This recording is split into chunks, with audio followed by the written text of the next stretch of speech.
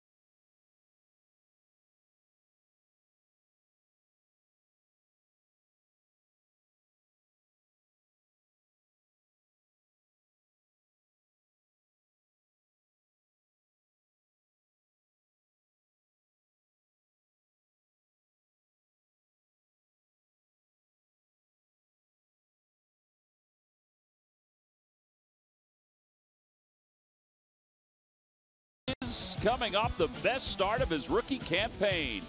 Nick Pivetta made his major league debut on the last day of April and battled through 5 starts before capturing his first major league win. He looked nothing like a rookie against Boston. The 24-year-old was dominant for 7 innings, striking out a season-best 9 Red Sox, and didn't allow a run in 107 quality pitches. Nick helped the Phils earn the win, their first shutout of the season, and it's brought to you by Independence Blue Cross. Live fearless.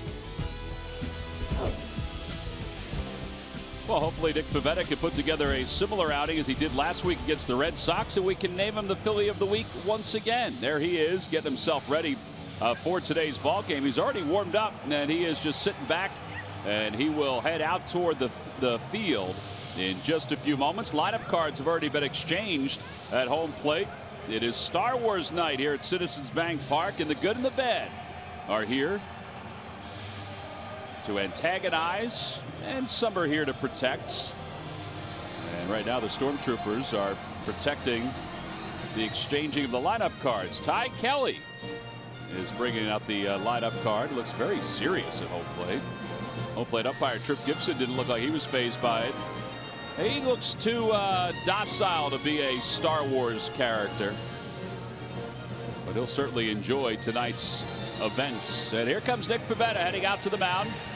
And he'll start his warm-up tosses, making his second straight start here at home. And he was dominant with his fastball his last time out, and we'll see if he can do the same thing tonight against this lineup for the Cardinals. Brought to you by Xfinity.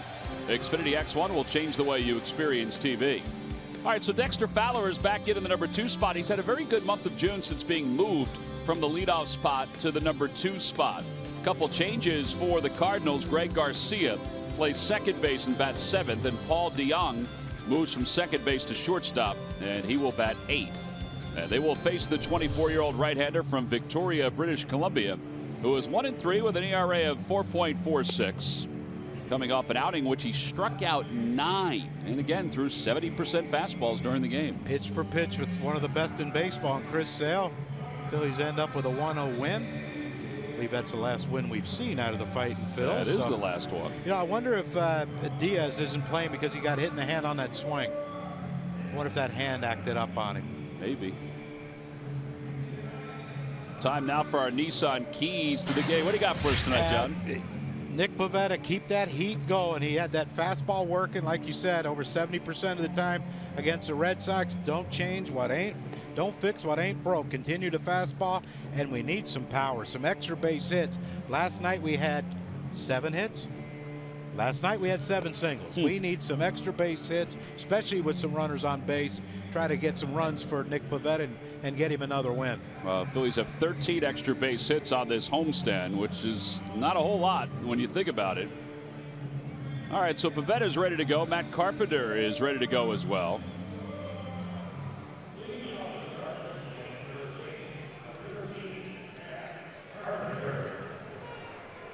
Carpenter hitting .247 on the year with 13 home runs, but he's had a little bit of a renaissance recently. Yeah, he had a big double. One of the 15 guys that got hits in that 11th inning against us last night. But see that big shift, Howie out in shallow right. Well, the first pitch is outside, so we're underway, and it's 1-0 to Carpenter. Yeah, that inning they scored 7 runs. That is the highest run total for them this year in an inning. 1 ball, 1 strike. I believe that Carpenter just got nap on that backswing too. Yeah, he had a really good uppercut working on that hack.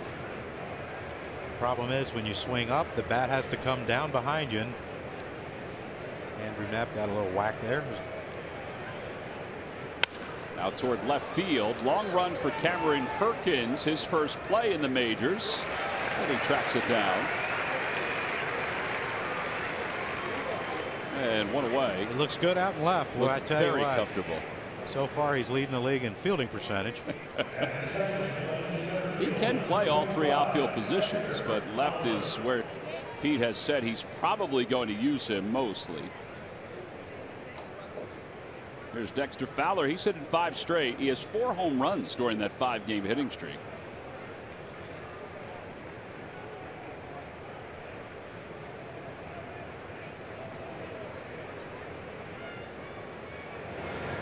Swing and a miss. A little bit of cut on that 94-mile-an-hour fastball.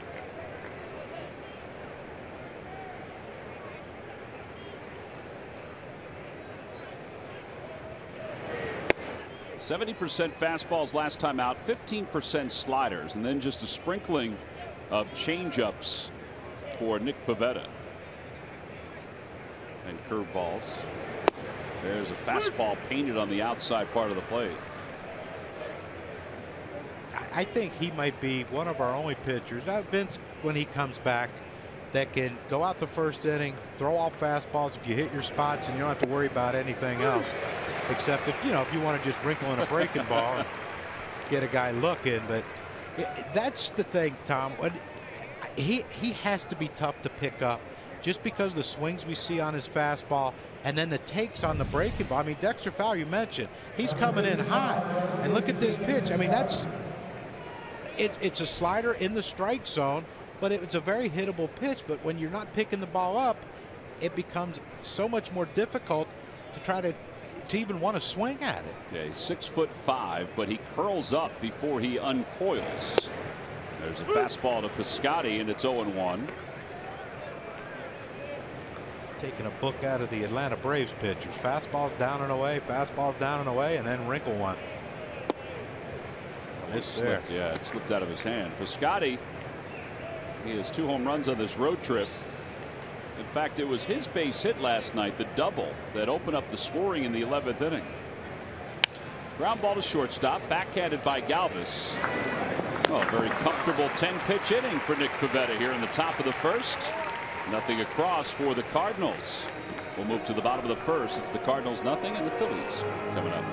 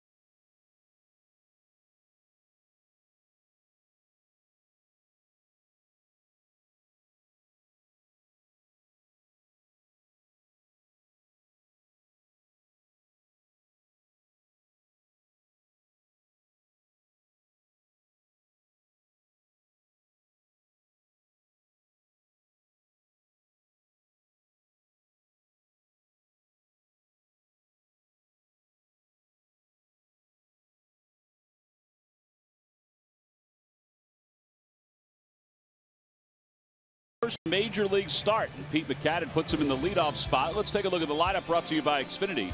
Xfinity X1 will change the way you experience TV. So with Perkins batting leadoff in his first major league start, that moves Odubel Herrera down. In fact, he's batting 6th, and Pete's hoping that he takes a few more pitches and maybe he'll put him back in the leadoff spot. And there is Perkins. Perkins hit .298 this year at AAA. And he led off ever since Roman Quinn went on the disabled list. So he's been hitting leadoff for 97 at-bats, 25 games. And he hit .340 as leadoff hitter at Lehigh Valley. Down low, 1 ball, 1 strike. Speaking of leading off, the last player to make his first major league start as a leadoff hitter was Michael Martinez back in 2011. And look at some of those other names. They include Sparky Anderson, the former manager of the Reds and the Tigers, but Bo's on there. Whitey, of course, and Juan Samuel. And Bevo. Bevo Laborvo. As Perkins is down on strikes and 1 away here in the first. Well, you know he's going to get some at-bats. Yeah, and that's I like that move with the young kid. You know, sometimes you know, if you don't get to play your pinch hit or you make 1 out, you're like, oh, I might never hit again. You know, he's going to get at least three at bats in this game tonight. And Pete did say, he said, I'm going to play him. He said he's not up here to sit. I'm going to play him. He jokingly said, well, I'm going to play him for the next 50 games. Howie Kendrick punches it the other way, so he's aboard with a 1-out single. Is that 4 hits in a row for Howie? Let's see. He had 3 in a row last night. He did have 3 in a row last night. I thought so. Yep. He's reached base safely now in 5 straight plate appearances because he walked before those 3 straight hits. And you remember the strikeout in his first at bat, I think, when they thought he got hit by a pitch, right. And they didn't know what to, to ask for an appeal or a phone call to New York to see if it hit him. Here's Altair. Altair 1 for 4 in yesterday's game. He had a couple hits against Walker when the Phillies were in St. Louis. Aaron Altair and our Star Wars night characters.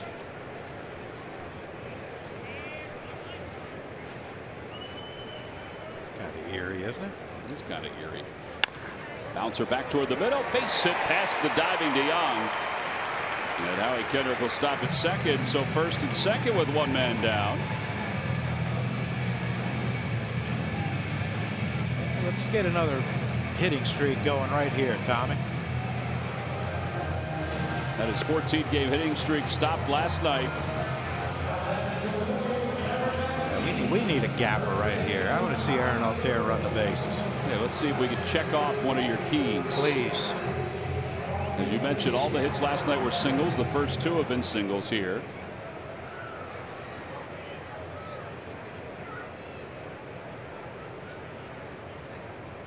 Curveball outside, 1-0. Walker has not been the same pitcher as in years past. Yes, against the Phillies, he went 6 innings and only allowed 2 earned runs, but the Brewers really hit him around. 7 hits in 4 innings of work against the Brewers. That was his last time out.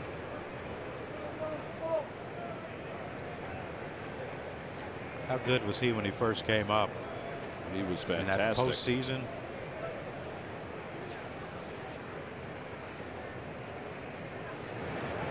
Bouncer foul past the third base bag. The Lucky McDonald's Phillies home run jackpot contestant is Carolyn Nissel of Yorkhaven. Phillies hit a home run in today's ball game. Carolyn will win $200. Introducing the new signature crafted recipes at McDonald's. I'm loving it.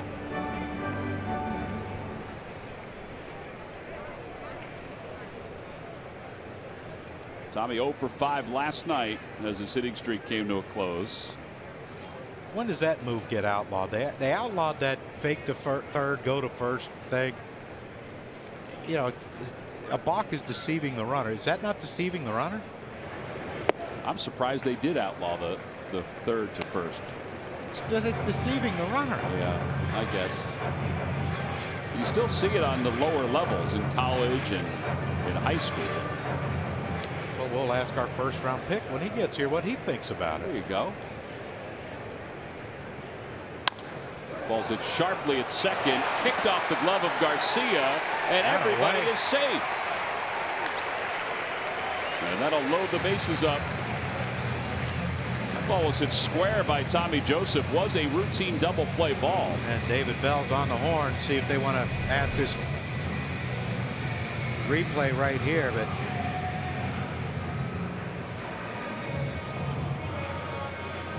safe.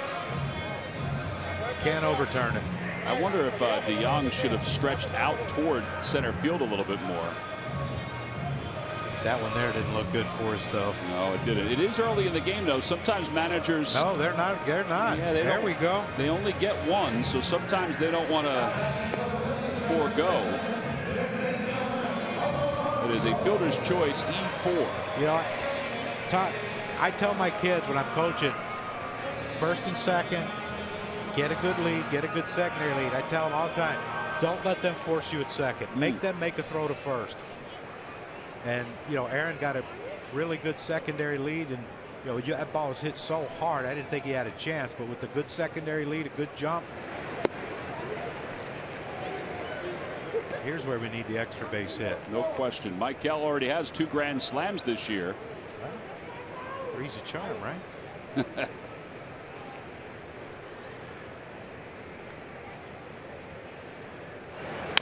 Bouncer to third base. Jerko goes to second for 1. And that's all they'll get. A run scores. It's 1-0 Phils.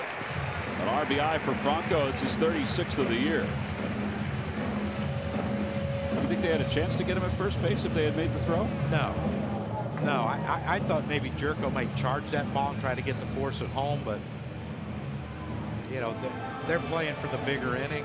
You know, if we give them 1 here, okay. I mean, you see that ball. I don't know if Jerko would have charged it, caught it on a short hop, but I think that's why Garcia didn't throw it. The ball was low, and you know Tommy was bearing down on him. I think the fear of throwing that ball away.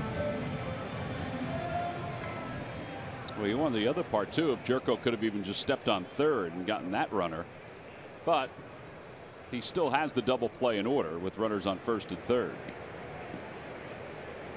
Although they're 2 outs now, so there's no need for the double play. Yeah, I mean, but if they want to be generous and give us 4 outs, we're good. Look at that. And a line drive, base hit it to right center field. That's going to scoot all the way to the wall. 1 run is in. Here comes Franco lumbering home, and he's going to score. It's a 2-run double. And there's your extra base hit, and the Phillies lead it 3-0.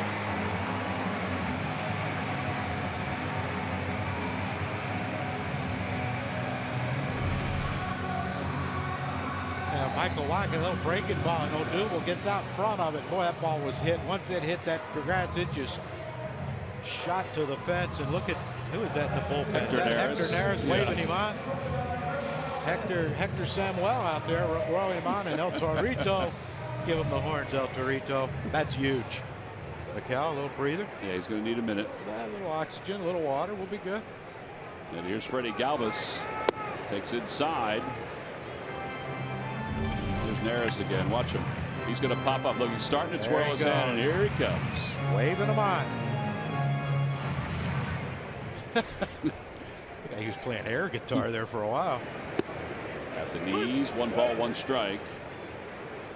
And now so subdued.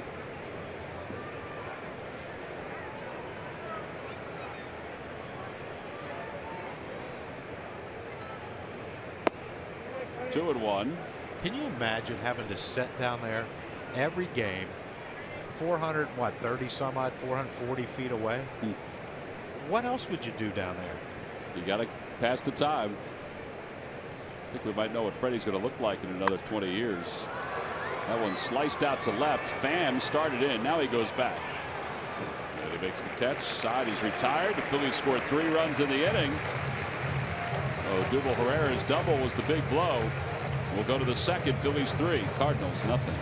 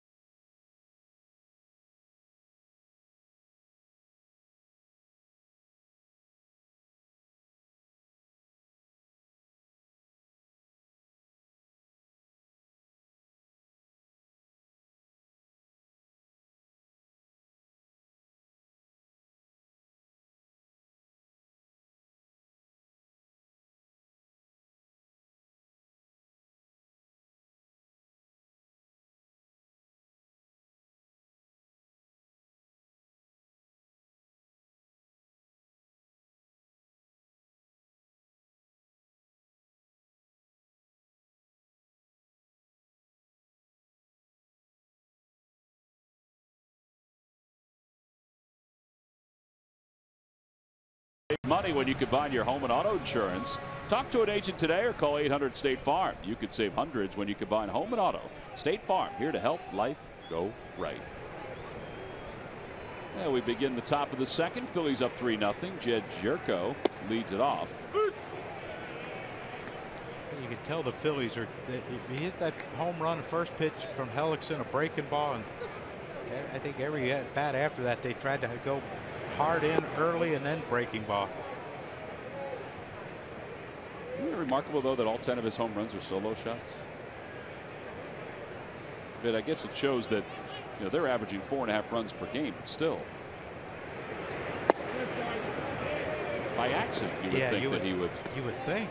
Even last year, 18 of his home runs were solo shots. He has hit 33 home runs since the All-Star break last year. 2-2. I think that's the one you can get him on. He seems to like to swing at that pitch up in the zone, but he had trouble last night catching up to it. Struck out a couple times and had trouble right there. Reaches out and pokes it to short right. Altair coming in. He's not going to get there. Little lawn dart. And the first hit of the day.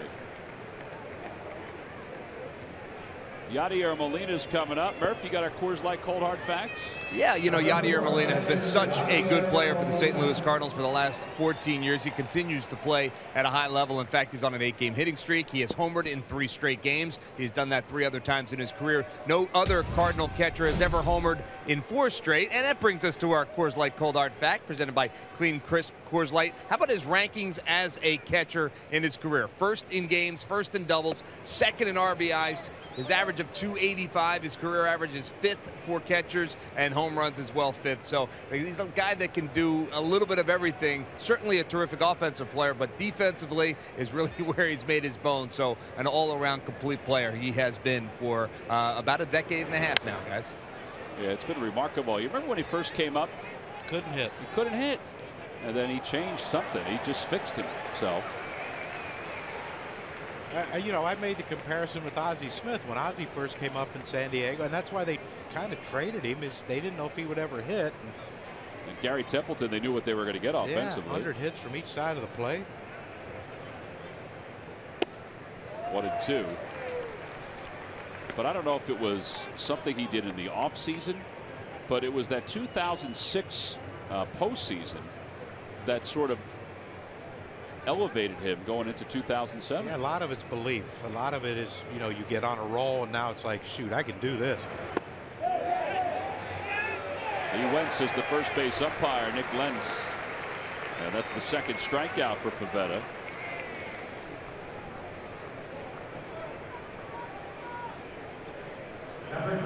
Two outs. 1 out. I'm going to get the outs right at some point tonight. Right. It's only the second inning. You've only messed it up twice. 2 strikeouts. You're consistent. Tommy Pham takes a strike. I looked down at my book and I saw K2, and it just in my head just said, oh, there's 2 outs. But it's a second strikeout. That's what you're selling to the people listening. Well, that's what I'm selling to myself. There's a foul ball. It's 0-2. Well, you gotta love it. He is using his fastball. He's both sides of the plate. When he missed a couple on Jerko, but when he missed, they were missed in. Pitch right there to Tommy Pham. He gets the check swing foul ball. Pham had 2 hits yesterday. One was a long one. And a breaking ball. Yeah, his home run went 435 feet.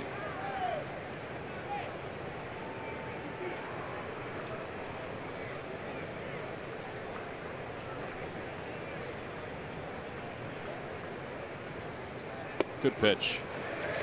Now there's 2 outs, and that's the 3rd strikeout for Pivetta. That right there is what happens when you can't pick up a fastball and it gets on you quicker. Is you see this pitch late and all of a sudden it's it's going to hit me, and then it's a breaking ball that breaks over the inside part of the plate or outside middle. It doesn't matter. And that to me tells you that they cannot pick up his fastball. Garcia takes one of those fastballs, and it's 0-1.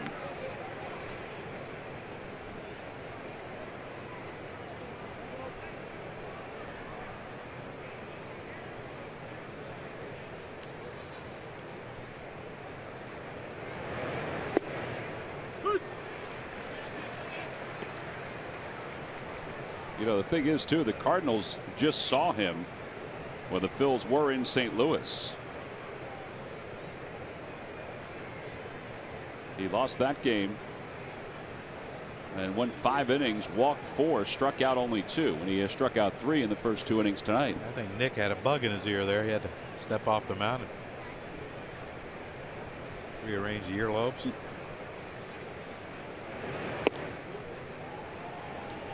He had that's 0-2. You know what? I'm going to air it out. If I hit the outside corner, great. If I don't, he ain't going to hit it. 97, and now it gives Garcia something else to look for. Like, oh boy, he has that too. Tried the slider inside, 2-2.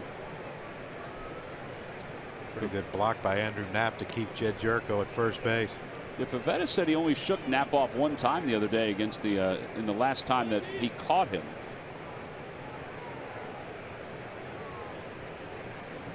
Yeah, that was against the Red Sox. Line drive left field. Cameron Perkins is there. No runs, 1 hit, and 1 man left. We play 1.5. We'll move on to the bottom of the second. Nick Pivetta and the Phils have a 3-0 lead.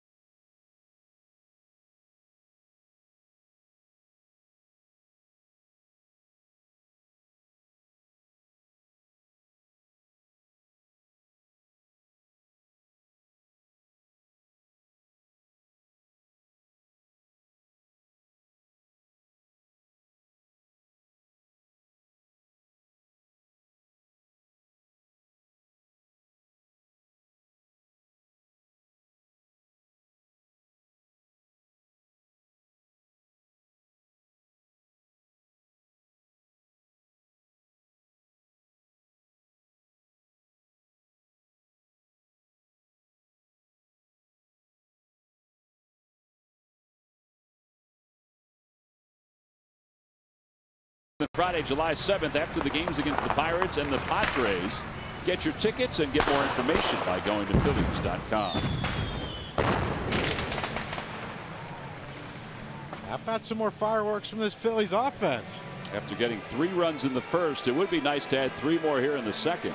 1 would be good with, you know, 8-9-1. One would be good. Get Cameron Perkins. Yeah, Cameron Perkins' first knock. Well, maybe it's a home run. Nice.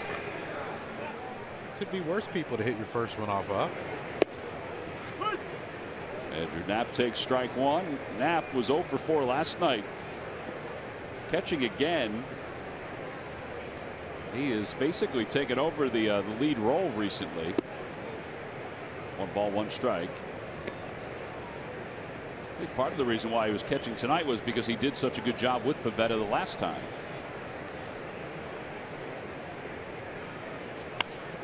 Out of play. Get to the sweet level.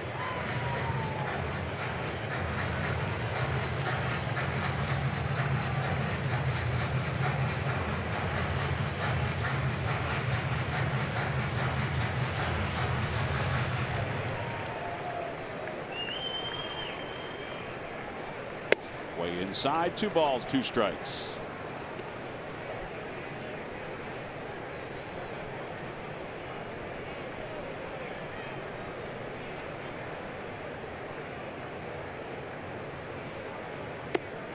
And Knapp strikes out, one away. Second strikeout for Wacha. And that'll bring Nick Pivetta to the plate. Wacha throws that fastball in to get Andrew Knapp thinking there, and then he throws a change-up or split finger, something that went straight down. Once you get that fastball in, you start opening up them hips early, you're susceptible to that pitch. Wacha and Molina executed it perfectly. Outside, 1 ball, 1 strike. I guess it's hard for us to imagine, but just how many pitchers Yadier Molina has made better. You know, how much of an impact has he had on certain guys during the course of his career? My guess would be all of them. In some way, shape, or form. I would think.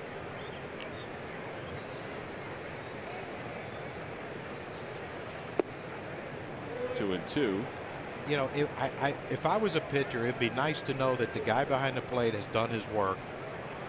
And if I follow his instructions and throw the pitches he wants me to throw, I should be successful. Garcia in front of the bag, throws to first in time to get Pivetta. It's a nice play. 2 outs. And here comes Cameron Perkins. Summer is just getting started. We know how quickly it books up, but that doesn't mean you have to miss the Phils. Live stream every CSN game from the beach to your backyard with the NBC Sports app and CSNPhilly.com.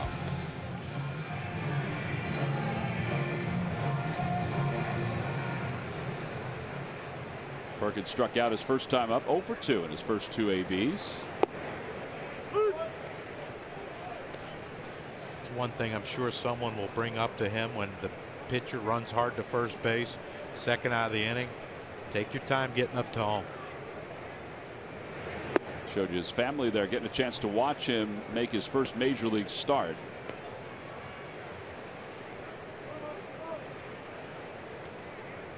Former 6th round pick in 2012.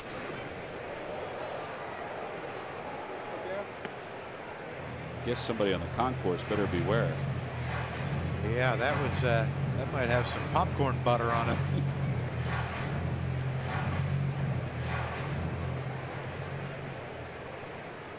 Cameron in spring training hit .355 with the Phils.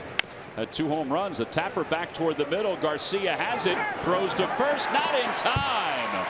His first major league hit is an infield single.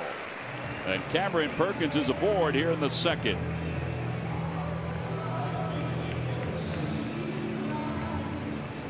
That's awesome. That's something you never get tired of, is watching a young kid come up, get his first hit. The breath, well, that's out of the way. Yeah. Thank goodness. You know, you said it. He could hit anywhere in the lineup. That leadoff, he got some speed, and that play wasn't even close. I mean, lucky that the ball didn't go in the Phillies dugout and put him at second base. Howie Kendrick takes a strike. It's 0-1.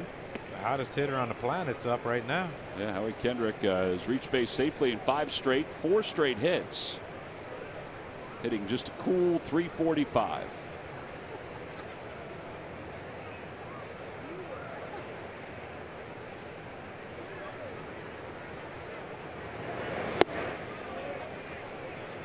And with the designated for assignment of Michael Saunders, from a position player standpoint, Howie's looking around and saying, we're young.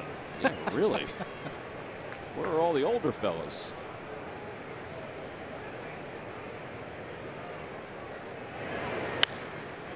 Fly ball down the right field line in foul territory. Carpenter will give it a look, and it's out of play.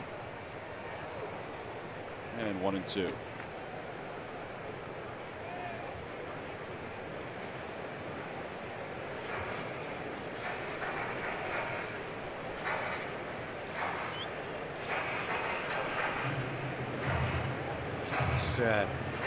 Be careful here.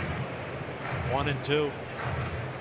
Yachty was looking down at Matt Carpenter at first base, and Carpenter kind of gave him a little nod. I think this could be a fastball away that Yachty snaps to first base if Perkins gets off too far. Off the hands.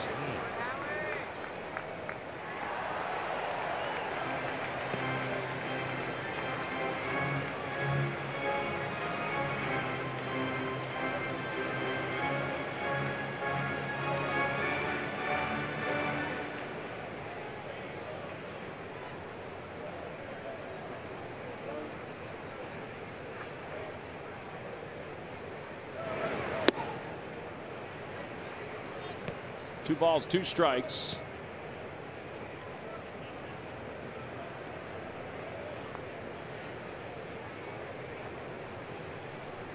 Think he's been told about Yadier Molina, Cameron Perkins? I'm hoping that Mickey Morandini may have said something to him. There's a liner to left field, a base hit. Can't get him out. Yep, 5 straight hits for Howie Kendrick. He's reached base safely now. It's 6 consecutive plate appearances. And here's Aaron Altair.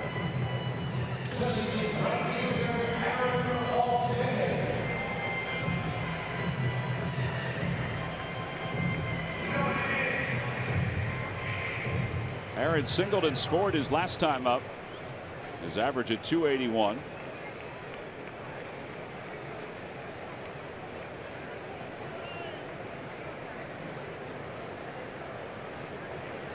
Curveball, and it's in there. 0-1. Something that Aaron's going to have to learn as he gets more at bats is you're hitting third in the lineup. You're a run producer. They're going to pitch you a lot differently than they did when you're hitting 7th or 8th or 2nd. It'll just make him a better hitter too. I would think. Yeah. I mean, his athletic ability is, I think he can make that adjustment.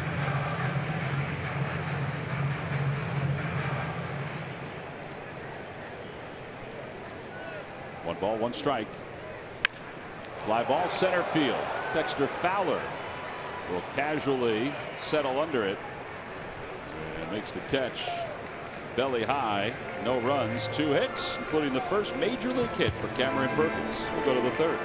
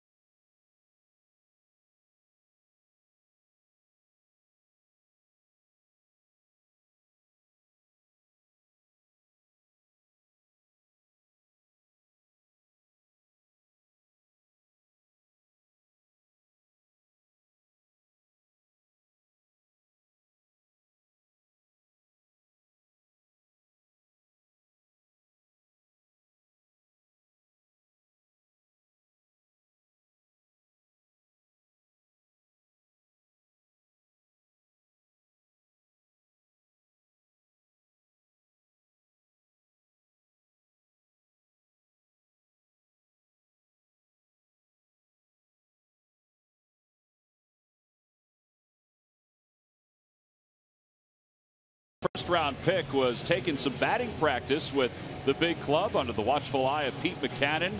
Charlie Manuel was out there as well, getting a chance to see him swing. And then he entered, got a chance to meet Pete earlier today. I'm sure Pete said something kind of humorous to him in some way, shape, or form. And Adam joins us up here in the booth. Did he say anything to you funny when you saw him? It was pretty normal, meet and greet. Said to have fun, enjoy it, try to soak it all in. Well, congratulations. I mean, this has got to be, I would think, the first step in realizing a lifelong dream of playing in the big leagues. Yeah, I mean, it just felt like a dream since, last Monday when it happened. And everything that's, gone into it has just been crazy. Well, we begin the top of the 3rd inning, and DeYoung leading it off, and it's no balls and 2 strikes. All right, we'll talk about the draft a little bit. What was it like just to be out on the field to take some swings today? I was pretty nervous, the first 2 rounds. Didn't really think all that well. I was trying to figure out what I was doing. But I got to warm up, a little before, and then just got to swing things the last couple rounds. Did you get a chance to hang out with the guys and chat with them a little bit around the cage? I did, yeah. Couldn't remember a whole lot of names. Everything was just going so fast. But they were really nice and welcoming. Well, it's no balls and 2 strikes. You're not much younger than a lot of them out there. You notice that. That is true. Pretty young team. Yeah. But I think the position that you're in right now, a rebuilding team, the chances of production in the minor leagues getting to the big leagues quicker than, let's say, if you were with a more established team that's not rebuilding. It has to be like, you have to be really excited about the prospects of doing well in the minor leagues, getting here quickly. Yeah, you know, that's the thing I keep telling myself is, you know, this is all happening, this is all good, but you still have to go out and perform, and there's no, you know, you might be a first-round guy, but there's no magic thing that's just going to put you where you want to be, you know, right away. You still have to do it like everyone else has done it. So this has been great and all. I've been very grateful for it, but you know, at some point there's time you have to start going doing it. Have you thought in your head, Cameron Perkins just got his first big league hit. Have you thought in your head what you're going to do with that when you get that first hit? Is there any, like, not celebration, but like what you picture in your head your first hit's going to be? Home run, something in the gap somewhere? Yeah, I guess you wish it could be a home run, but there's a whole lot of stuff. Unless you're on the road, they don't give you the ball back. Yeah, right. There's just a whole lot of stuff that has to go into that. I think it would just be, you know, all the hard work kind of paying off. Yeah, for sure. Well, Adam, you obviously come from a very good program, Virginia. How much did that prepare you for an opportunity to be selected in the top 10 by a major league team? Yeah, it's a pretty big, you know, gap between high school and then going into pro ball. I think I wasn't ready for it out of high school. I think I needed to go to school and just start to learn to take care of myself and playing, you know, twice as many games high school, and then, you know, at a college going to here, it's even way more than that. So it just kind of, I think it just, you know, made the gap a little smaller. Was there a point this year where you thought, okay, I could go not only in the first round, because I think you probably thought that was a possibility, but as high as you went? You know, I thought I set myself up in the fall and the winter for success in general, and it just kind of fell where it did. I think, you know, how the season went on, and it just ended up, you know, in a good spot. Well, the batter is Michael Wacha, and the count is 2 balls and 2 strikes to Wacha. And he lays off 3 balls and 2 strikes. Well, I can tell you this from experience. When this team starts turning it around, and hopefully you're a big part of that, when this place is full, these people are nuts, man. That's what I've heard. That's what I've heard. There is nothing in the world like it. Yeah. When you're out on a field and you're 15 feet from a teammate and you're trying to converse with him and they can't hear you, it's electric. Yeah. I hope I can be a part of that one day. This is earlier today when Adam was in the clubhouse. Andrew Knapp, Freddie Galvis, getting a chance to chat with him. Any piece of advice that some of these guys gave you at all? Did anybody give you anything? Calm down and try to enjoy it as much as I could. I know I was nervous the whole time, so yeah, I guess just take it slow. Did any of your Cavaliers teammates have hair like Freddie? No. They did not. No, we kept it pretty short. Well, we mentioned that Phillies selected you with the 8th pick. Your teammate Pavin Smith was picked with the 7th pick by the Diamondbacks. You guys must have had a pretty good 1-2 punch there in the middle of that lineup. Yeah, and then the year before, Dice was there. And, right. Yeah, this year was fun going 3 and 4 there, and just kind of growing on each other and enjoying our last year together. Did that push you? Did the 2 of you guys push each other? Well, I mean, the first 2 years I just stood back and watched Pavin and Thice hit the whole time, and I tried to take everything that they were doing and try to, you know, apply it for myself. Now the plan is head to Clearwater on Friday. Is that the plan? That's the plan. Fly home tomorrow and then drive down to Clearwater on Friday and get things started. How far is Clearwater from your hometown? It's pretty close. I'm from Orlando, so it's a pretty quick drive, an hour and a half, 2 hours. Yeah. We were talking earlier. How did you end up in Virginia? That's like they play good baseball down south, more south than Virginia. It was one of the schools that would allow me to do both, pitch and hit, and at that point at my age I was pretty interested in doing both. Now obviously you did do both. Are you going to miss pitching, you think? I think I'll miss pitching in the game and competing for the guys behind me. I mean, just the workload I think in general is a lot. Yeah. And I found out the longer I went, in years 2 and 3 of doing it, it just takes your body a little longer to recover. Just the workload kind of wear on you. I would think that you know, even the mental part of it might be a little tough too to do both, even at that high level of college. Yeah, you know, it's definitely a learning experience from both ends. You know, I learned from Coach Kuhn there very early in my freshman year, all the things I needed to learn from pitching, and just kind of wow. Adam, you're going to have to do something like that at some point. That's an amazing play. I was. Aaron Altair making a leaping grab down the right field line. Adam, we hope to be talking to you again very soon. Yeah, thanks for coming on. We appreciate it. Appreciate it. Phillies first round pick, Adam Hazley, headed down to Clearwater in just a little bit. How about this play by Aaron Altair? That's going to be all over everyone's thoughts as the night moves on.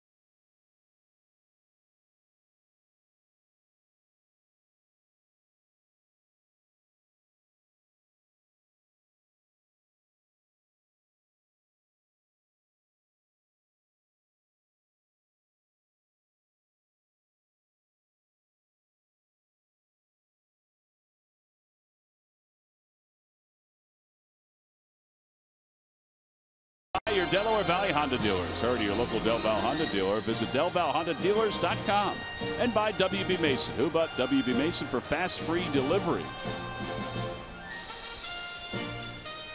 Bottom half of the third, 3-0. Phillies on top. And Tommy Joseph will lead things off. And Tommy bounces it toward third. Big hop for Jed Jerko. And he throws him out. One pitch, one away.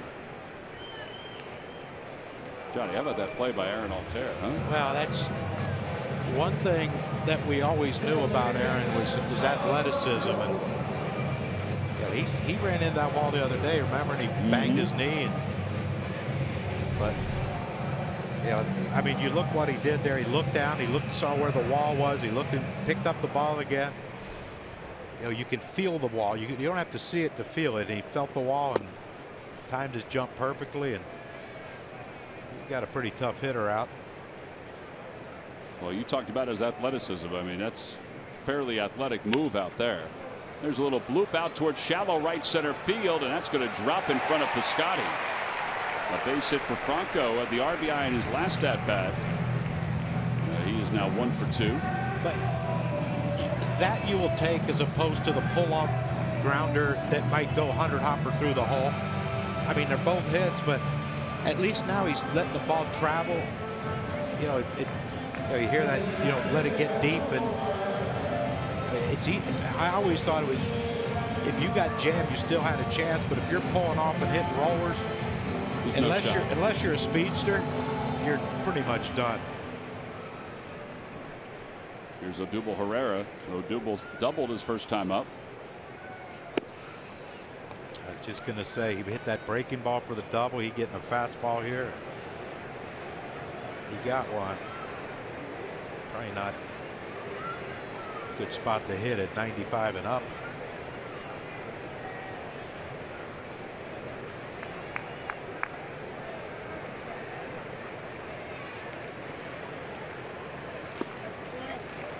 Odubel, I guess, was taking that one all the way. It's 1 ball, 1 strike. Well, this is the thing that I actually had trouble with from the stretch, was sometimes if a guy holds the ball, the timing, because he started his leg kick, he thought maybe Walker was going to go quick, And then he had to put his foot down, and there's nothing you can do after that.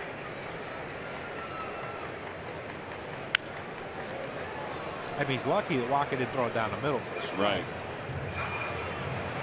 Well, this is the first inning, our Toyota turning point with Odubel. Yeah, after McKell hit in that fielder's choice to score the first run, he got a breaking ball down, drives it in the gap.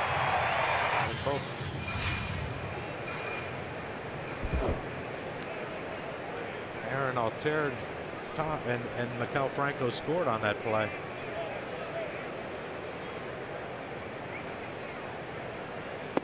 Down low, 2 balls, 2 strikes.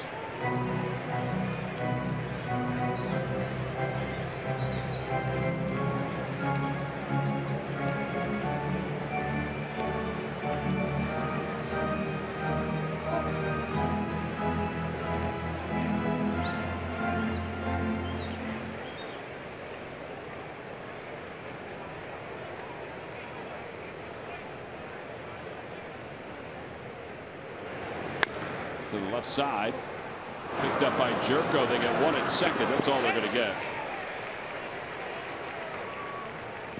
5-4 on the put out at second base. Funny watching Jed Jerko there after he threw the ball to Garcia at second. And Odubel was passing the base. He stared at him like, "Are you kidding me?" He was flying.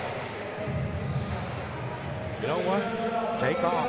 What the heck? Well, and he got that ball to second quickly, so fast that Maikel Franco's slide was just halfway, a little past halfway to the second base bag. Runner goes, pitches a check swing, throw to second by Yadier Molina, not in time. Well, that's a heck of a jump right there by Odubel. Like to see more of that. Yes, absolutely. And Michael Wacha's a taller pitcher. He's quick to first, but he's sometimes can be slow to home. I mean, you see how that large body unfurls to throw the ball to home, and Odubel just first, as soon as that heel came off the ground, the left heel, he was gone. Now a line drive, Freddie. Hard grounder, a line drive. It's a first stolen base for the Phillies in a while. Yeah, they only have 2 since I think it's the 12th of June. That one's pulled the right side foul. We mentioned that when we were in Atlanta last week, just how they just haven't been stealing bases recently.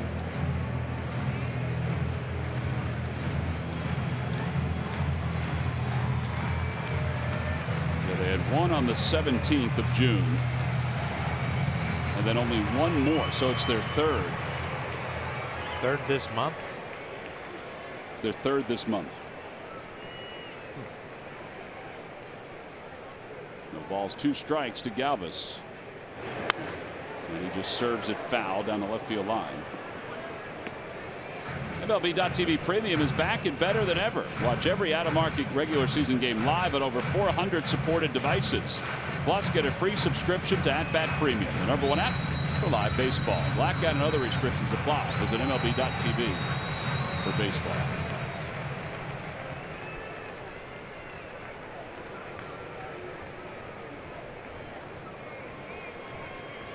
Oh, 2 pitch coming down the right field line.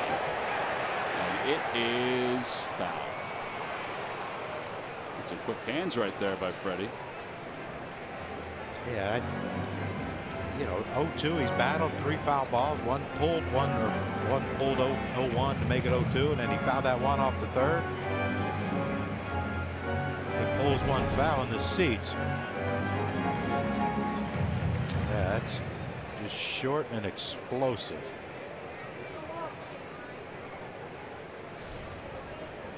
Now hit a base hit to left center.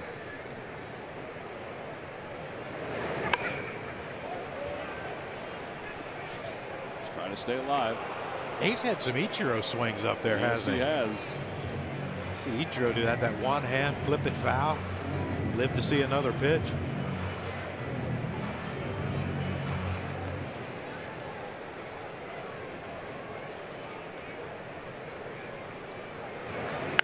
Bouncer to the first baseman, Matt Carpenter. No runs, 1 hit, and 1 man left for the Phils. We've played our first 3 innings. Phillies leading 3-0.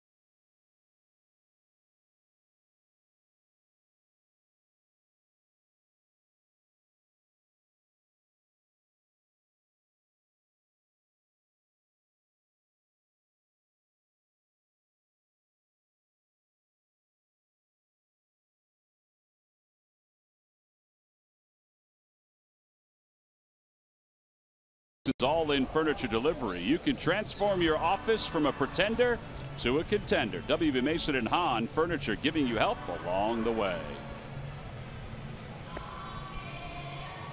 Well, the Galapagos gang is out in Ashburn Alley, just bouncing around, enjoying the night.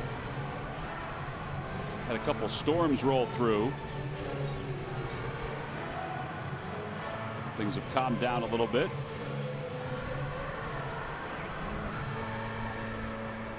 Not for the Galapagos gang, but just in general weather-wise.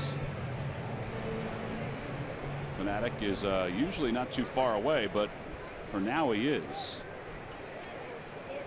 As Dexter Fowler will lead it off.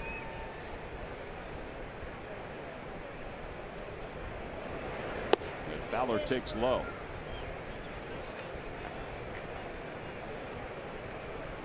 Cardinals hitting .286 as a team against the Phils. It's their 5th highest average against anybody they've faced this year. They've also scored 24 runs in the game so far against the Phillies, averaging 6 per game, which is their highest average against anybody. And this is it, right? After tomorrow, we don't see them no more? We do not see them anymore.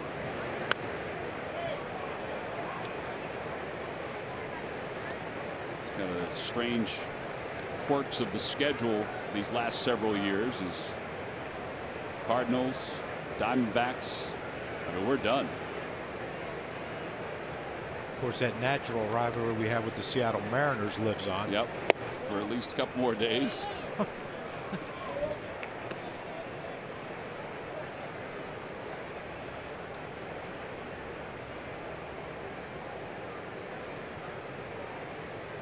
Three balls, 1 strike. To the right side, nice easy hop for Tommy Joseph. Oh boy, Pivetta better get there, and he does. 3-1 on the putout. Well, time now for the Jeep Stump the Fans trivia question. Log on to Phillies.com. Go to the fans section for all the information. Please submit your answer on the subject line. All right, John, here we go. Who are the only 3 rookie pitchers to have won a league championship series MVP award? There are 3, and who are they? The answer will be revealed a little later on.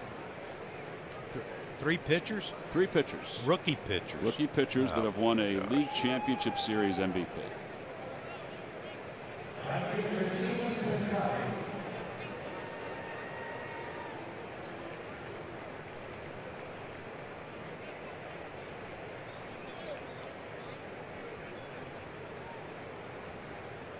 Scotty swings through that 94-mile-an-hour fastball.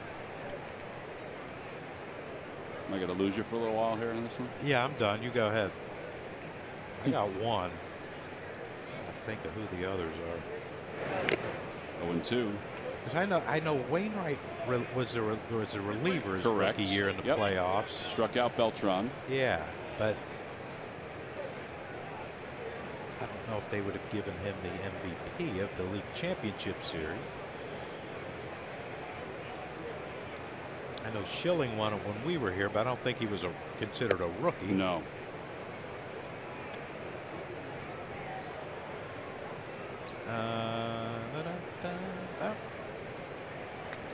One of these guys did face the Phillies in a postseason the year he won it. Scotty, did he go? Yes, he did. That's 6 strikeouts now for Pivetta. Tell you what, that good fastball, located like he has, opens up the plate for so many other things. And this is the slider. And you see the approach by Stephen Piscotty. You got to start early when you don't pick it up well. And it leaves you susceptible to anything that's slower in a way. There's Jed Jerko. One of them pitched against the Phillies. Yeah, not in the league championship series, but in the World Series in '83. Outside, 2-0. 83. Yep. That was Baltimore. That was Baltimore.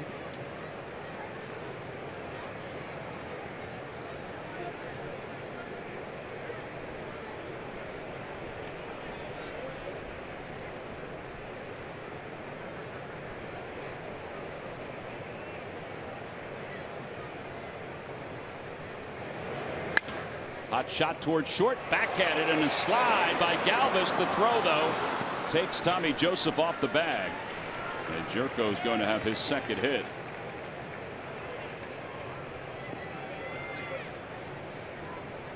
Freddie has gotten into the habit these last couple weeks of stopping himself on the slide. And that's what he did here.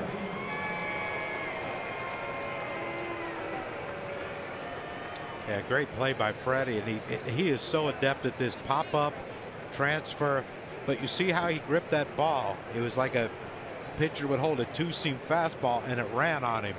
He couldn't get the 4 seams to throw over the top and get it, more direct line to Tommy at first base. Kind of took off on him to the home plate side of first base. Shortstops this year defensively, there are a couple guys that are having some great years.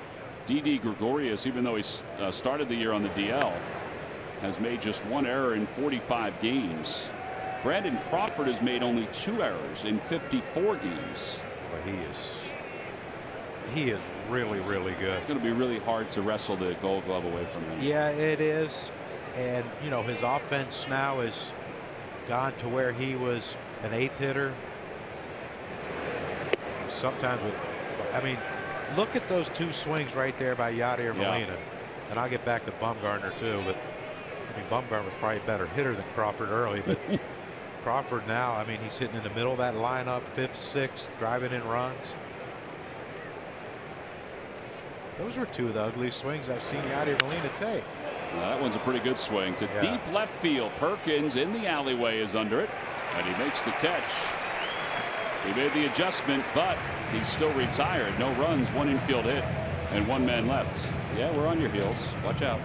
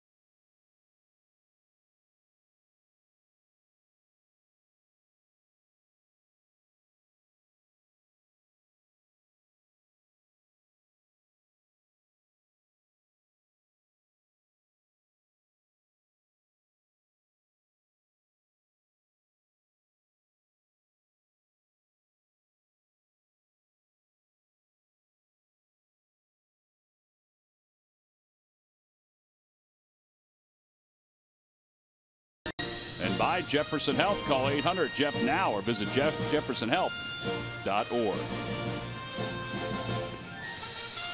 Well, last of the fourth inning on Star Wars night.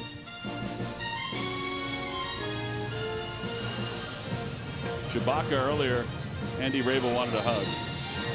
Why? I don't know. But he wanted a hug. And then Chewbacca wouldn't leave Andy alone. Or Matt. Now, was Chewbacca out on the field when it started raining? Because I'm imagining that got pretty foul. That's a good question. I think it was raining while he was out there. Pitch is low. 1 ball, no strikes. Let's see if Nick Pivetta can get a bunt down. Means Andrew Knapp has to get on base. That's right. 2-0. Yeah, they got to start adding on here after scoring 3 in the first.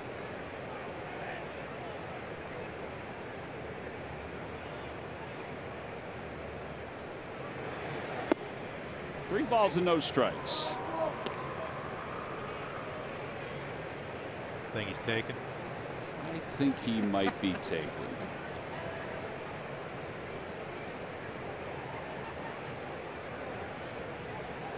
And ball 4. All right, you're going to get your chance here. Here we go. As Knapp draws the walk. Friday, July 7th, will kick off a 3-game series between the Phillies and the Padres. It wraps up on Sunday the 9th with Hers Kids Retro Pullover Jacket for kids 14 and under. Get your tickets now by going to Phillies.com.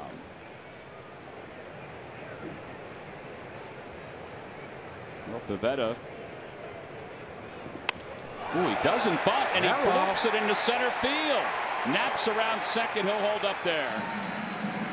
The element of surprise with the infield in and over. Is that Pivetta's first hit? That is his second hit. Major league hit. You gotta love that. The old butcher boy. Yeah. He executed it perfectly. You see Garcia running to cover first base. All you have to do is hit it somewhere at that vacated spot, and you got a good chance. Love the fact that he was hugging Mickey at first base, probably telling Mickey, see now, Mick, that's how you do it. Something you couldn't do, but I just executed it perfectly. Well, here's Perkins. He had his first major league hit his last time up. 0-1.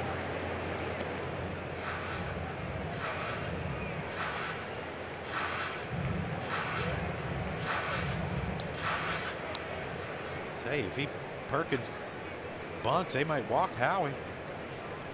Yeah, the way Howie's been swinging the bat.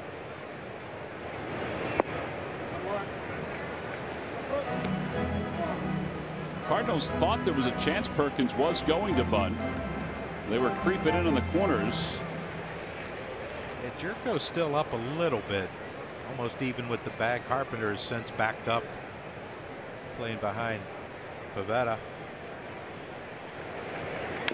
Little tapper foul, 1-2.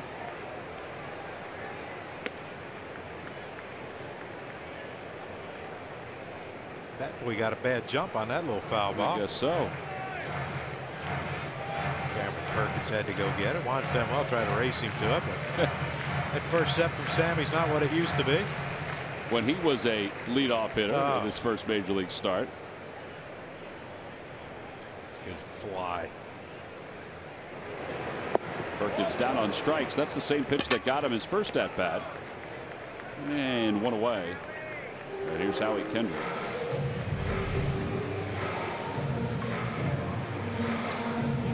Is that a changeup? I think it was a changeup. I think it has some good downward movement to it. Well, get ready to run, guys on base. Howie's up. Howie Kendrick 2 for 2 tonight. He's had a hit in 5 straight at bats. He's reached base safely in 6 straight.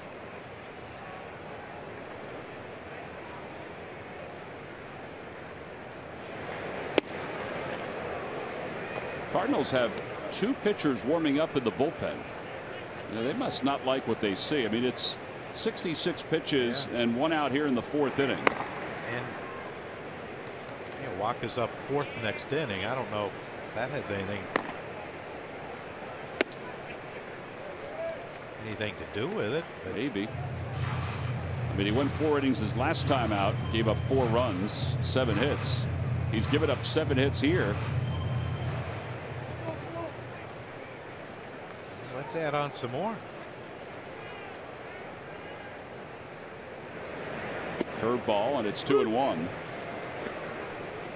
It's where you got to try to add on. You got, you know, 3's great, but we saw what this offense is capable of last night in that 11th inning.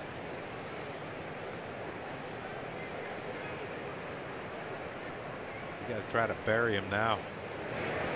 Opposite way, and that will drop for a hit. They'll play station to station. They had to hold up to make sure that ball got down.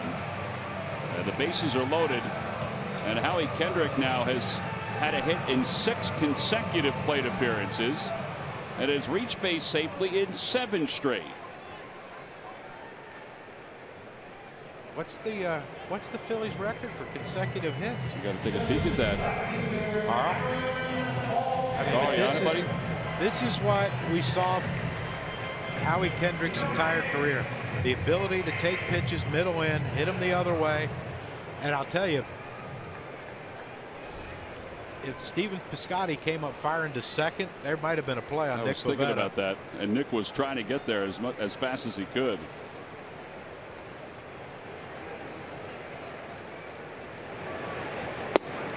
Aaron Altair takes low. You see Yadier throw that ball to third base from a seated position. Yeah, I think it surprised Andrew Knapp. Almost surprised Jed Jerko too.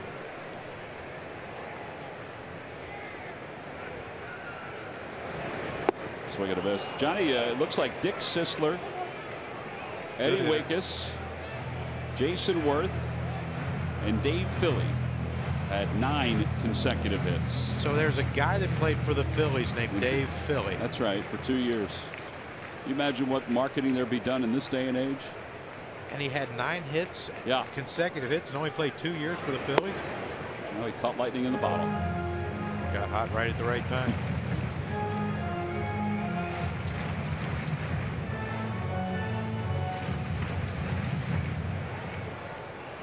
Come on, Aaron, sit on that breaking ball, drive that thing to right center.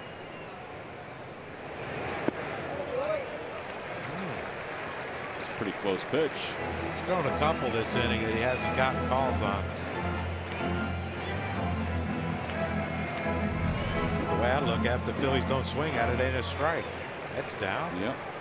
Move on. Let's go. Throw another one. You know how disciplined we are. Bouncer to left side.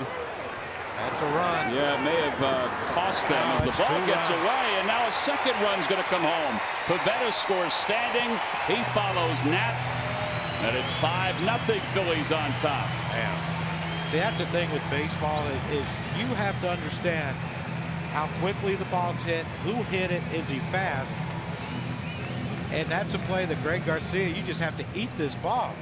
I mean, Aaron Altair's too fast for DeYoung to back up, have to back up on the ball and try to turn a double play.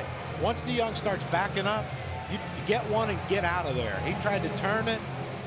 There is no chance that he was going to get Aaron Altair, and Matt Carpenter, I mean, you would think you got to knock it down. Well, you lay out for that one, try to dive and catch it because you're going to stop Pivetta. Interesting, but that's the uncharacteristic way that the Cardinals are playing this year. Usually fundamentally sound, and this year it's been, talking to people around this organization, they said it just hasn't been a clean year for him. Well, and speaking of that, Yadier Molina has one go off his glove, and Aaron Altair goes to second. So 2 errors and a wild pitch in this game for the Cardinals.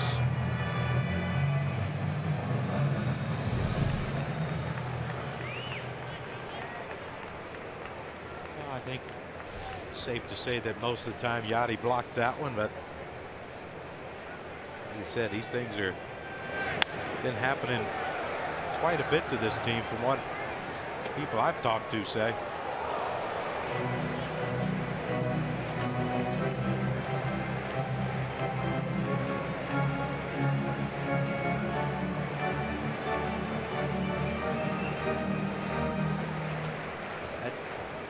That's the add-on runs we were looking for. Keep it going. Yeah, 5 runs now on 8 hits. Let's just only play 8.5 today.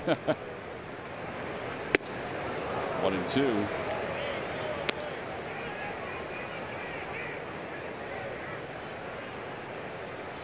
A young lady getting into the swing of the Star Wars night.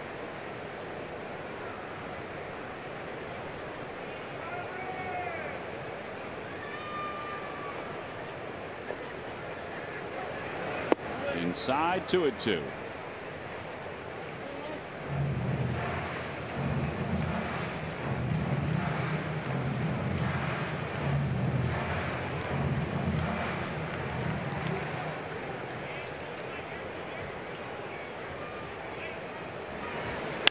Line drive, base hit to left field. Altair around third. He's being waved home. The throw by Pham is in time. As Yadier comes up and grabs it. It's a single for Tommy Joseph. 7-2 on the putout at home. The side is retired. Phillies scored 2 more. We'll go to the 5th. 5-0 Phils.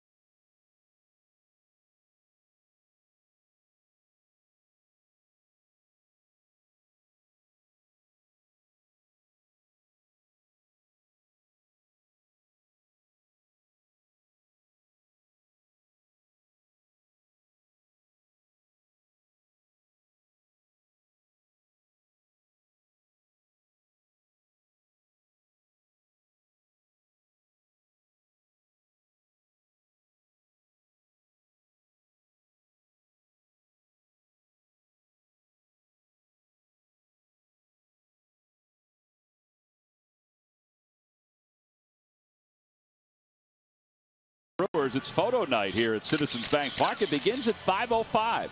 It's an opportunity for fans to take photos of their favorite players, coaches, us broadcasters, and of course the Philly fanatic. Go to Phillies.com and purchase your tickets.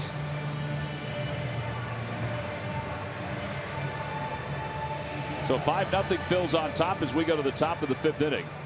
These are the runs that Pivetta needed the other night when he was facing Chris Sale, and he was doing so well. Just keep doing what you're doing. You keep pitching like this, he's going to get plenty of wins. Yeah, he's got a little paint going right now with these fastballs. You know, this is much more aggressive than he was in his first few starts. We thought that his first outing against the Dodgers, he looked pretty good. A little nervous, but looked good. But these last 2 outings have really been, you know, kind of turning the corner. And you know, when you face a guy like Chris Sale, and pitchers will tell you, well, I'm not facing Chris Sale, I'm facing the Red Sox lineup. But Chris Sale almost got a hit with the bases loaded. We might not be talking about. That's true. You know, the performance by Nick Pivetta in that game, but just the confidence to know that, you know what, I can throw my fastball when they know it's coming and I have to throw it and still get bad swings, still record outs with it.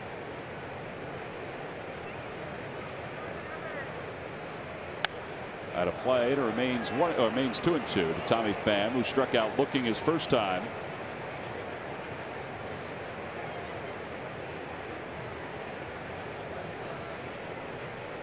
Well, he froze him with that breaking ball the first time. Let's see if he comes back with that again. Looks like Knapp wants the changeup. Or 96, probably not his changeup, is it? If it is, we have a real story. Well, Lyons continues to throw in the pen. That's seemingly going to be it for Waka.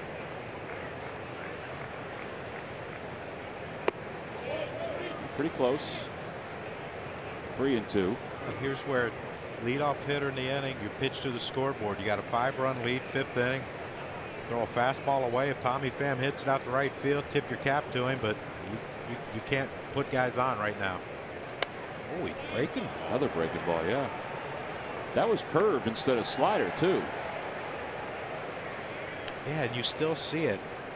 The late swing. I don't know. They just can't be picking up the pitches. I mean, that's a breaking ball that he got jammed and hit the other way.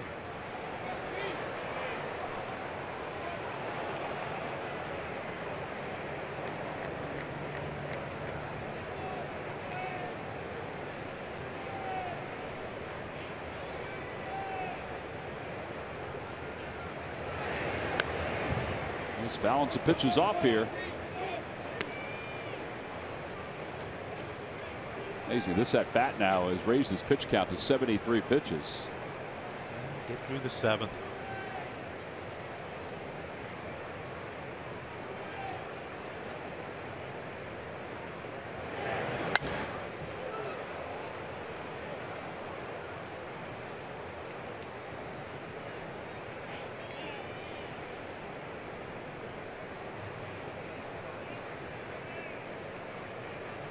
Plus, he had to run the bases last inning. Hustled to first, hustled to second.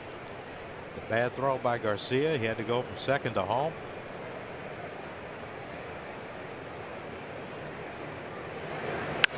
Center field. And Odubel on the run, back to the wall, and it is gone. Ooh, I thought he had a chance for it at the last moment. But Tommy Pham with his 8th home run of the year. And it's his 2nd home run of this series. That was a 12-pitch at bat. Yeah, the Cardinals are on the board. And give Tommy Pham credit. He fouled off breaking balls. He fouled off fastballs and got one up out over the plate.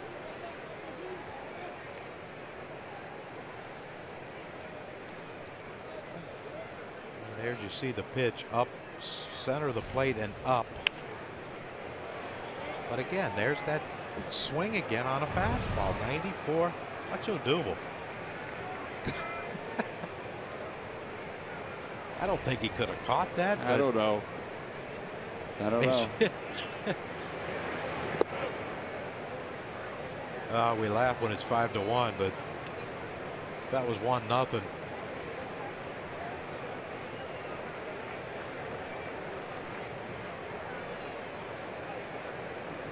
It might have been, a little depth perception from our standpoint, looking at it. Yeah.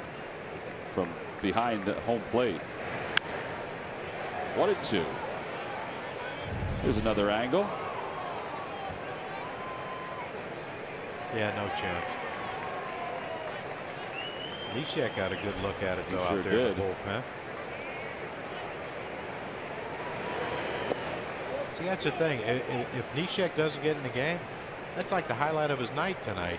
He just got up and looked at that home run. Got up and looked and said, "Oh, okay, home run." Well, so then you don't blame Hector Neris for getting himself involved and waving the runner home. Jim Fregosi let me go and sit in the bullpen one day. He said, "But come back in the 5th inning in case we need you to pinch hit or something." I went down there and said, "Man, I last like an inning." I'm like, this is brutal. Swing and a miss. Because you remember at the vet, you had to look through plexiglass. Right, scratched up plexiglass. Yeah, you felt like you were like in an aquarium. Larry just wasn't keeping you busy out there either? Well, Larry never came down until the 6th inning. He and Mitch and David West would sit there like one day it was like an Italian buffet. One day it was a Chinese buffet. I mean, it was just. On the outside corner, 0-1. David West set a hoagie on his bare chest and put it in his mouth. They had one end of the hoagie in his mouth without hands, and that thing crawled up his stomach until he finished it. I went in there, I'm like mesmerized, like I'm going to miss that bat, but this is more interesting. It's too bad you didn't have Twitter or Instagram back then. Well, I don't know if the people wanted to see Westy without a shirt on. Well,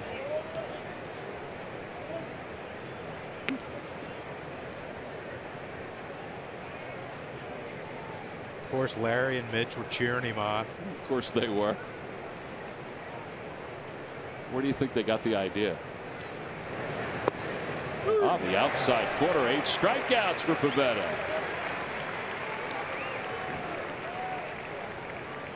Two outs. And Chad Huffman is going to pinch hit. Let's go to Greg Murphy. Murphy, got your shirt on? I do indeed. You know, I'm going to have a hard time competing with that last conversation, but I'm going to do my best. Unless you put a hoagie on your chest and start eating. Yeah, that's not happening for the good of all of us, to be honest with you. You know, it is Star Wars night. The 4th straight years the Phils have done Star Wars night here at Citizens Bank Park. Always kind of a fun night, especially if you're a fan of the movies and the characters as well. Earlier in the dugout, they were showing the photos up on Fanavision with the players in their different characters. The players in the dugout were loving it. They couldn't wait to see the next one. They were having a lot of fun with that. Of course, the characters are walking around the ballpark, and anyone who signed up and bought their tickets through group night, well, they did get a special giveaway. How about this? Check out the Fanatic, bobblehead Fanatic, in his X1 fighter plane outfit. How about that? In his uniform right there. All folks that got their tickets from Phillies.com/theme night, signed up for the Star Wars ticket, they got one of these tonight. Always fun to get a bobblehead at the ballpark. But, you know, John, I know Star Wars is not for everybody, but theme nights here at the ballpark, they are for everybody. We've got a little bit of everything. So go onto the website and check them out. The next couple, how about this? Game of Thrones. Johnny, you Game of Thrones fan? Never. Okay. Charlie Brown. You're a good man, Charlie Brown. You like Charlie Brown? Yeah. We've got one for you, John. That's coming up later, first week of July. And then Retro Night, 1980s Retro Night coming your way in July as well. I know you're on board for that. So if you're not a Star Wars fan, just wait, because we'll have something for you in the group theme nights. Phillies.com/theme nights. Get your tickets. John, I'll get yours for you. Promise. Retro night of the 90s? No, the 80s this year. Yeah. Jeans and a T-shirt. That's right. Well, Pivetta just struck out the last 3 hitters he faced after the home run. And he's got 9 strikeouts tonight, matching his high the last time he was out there.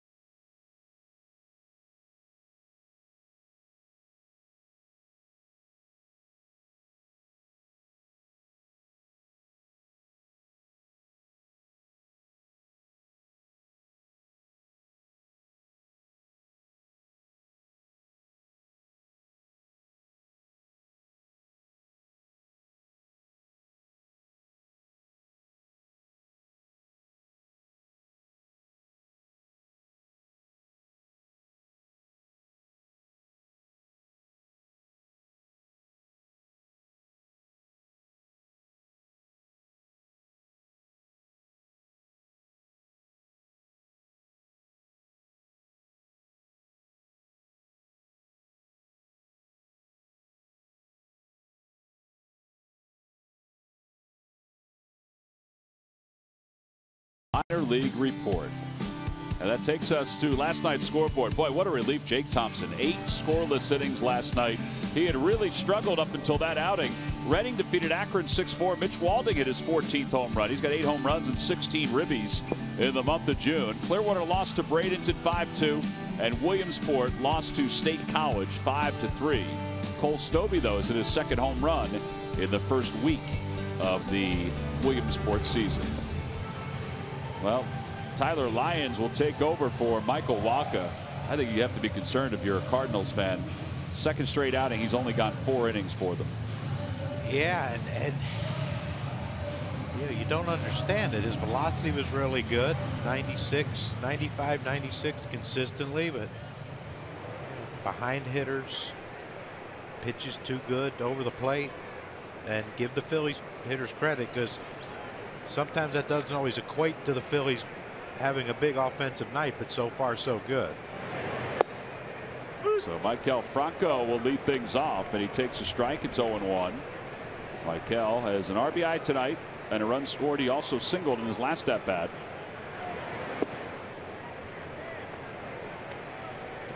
And you would assume that, Mike Matheny's like, all right, it's still manageable.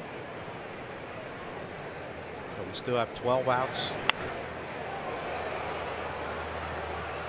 12 outs to try to score 5 runs, and we have to keep him here. And the fact that, Carlos Martinez is pitched tomorrow, they would assume that he would go deep into a game with the stuff that he possesses. Inside, 2-2 to Franco. Today's game is also available in Spanish. Just use the SAP button on your television or change the language through the menu on your cable box.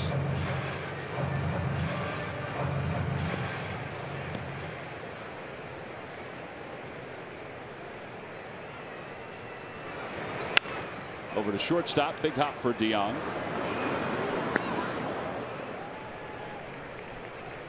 And Franco tagged out. Even a routine play, they have trouble executing it.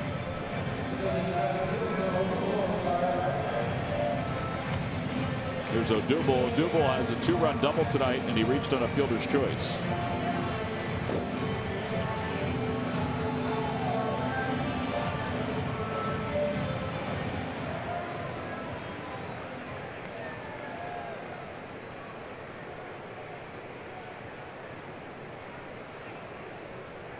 Breaking ball outside, 1-0.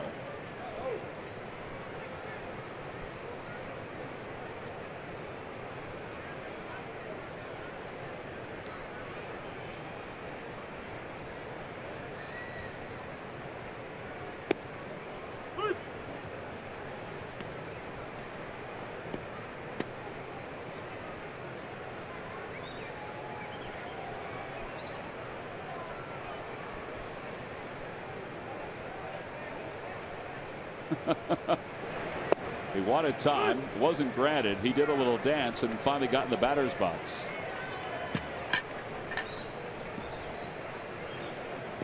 Well, that's the thing with Odubel. How do you know when he's ready?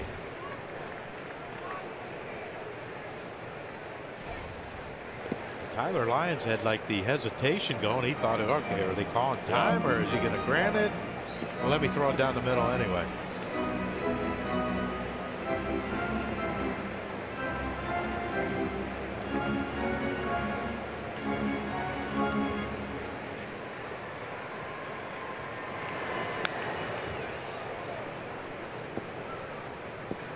And that's the approach that Odubel has to limit, is that his head moving forward, lunging for the ball.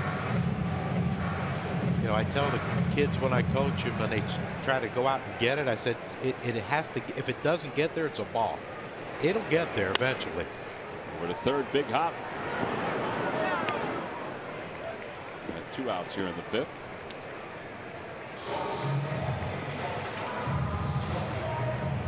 Time now for the Jeep Stump the Fans Trivia Quiz answer. All right, Johnny, here we go. Who are the only 3 rookie pitchers to have an LCS MVP award? Well, I had one, Michael Wacha. That is correct. I had help with 2 that you helped me with. Mike Boddicker and Livan Hernandez. Livan Hernandez did it in 1997. Boddicker in 83. Yeah, I don't know why I thought Dennis Martinez. Well, they had a pretty good staff. I was torn between Dennis and Tippy, but Tippy was a reliever, wasn't he? He was. Mike Flanagan, but he was not a rookie in 83. No, he was not. Galvis takes outside corner, and it's 1-1.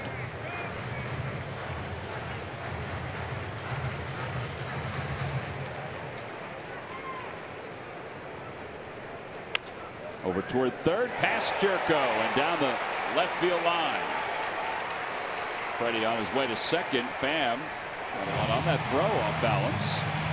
So a double for Galvis, his 14th of the year.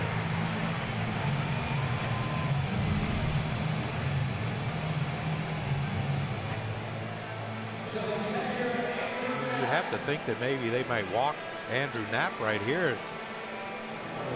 5-1, still, a long way off, but that's what you want to see from Freddie. Balls hit hard on the ground, and they did walk Andrew Knapp, but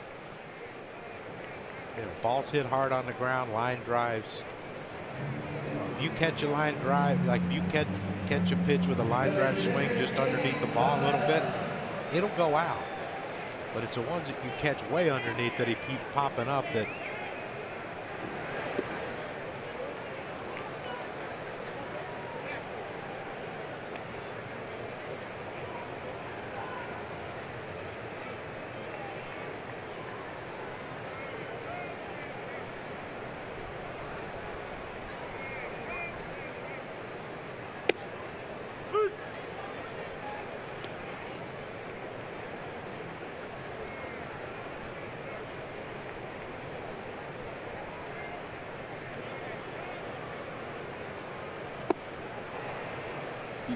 I think he picked that one up well out of Tyler Lyon's hand. I think he was thinking, this is a fastball, this is a fastball. No, it's not. Yeah, he was looking for 110 and got 70. He's down on strikes. Phillies get a base hit. The double by Galvis. They leave 2. We've played 5. We'll move to the 6th inning. Phillies up by 4.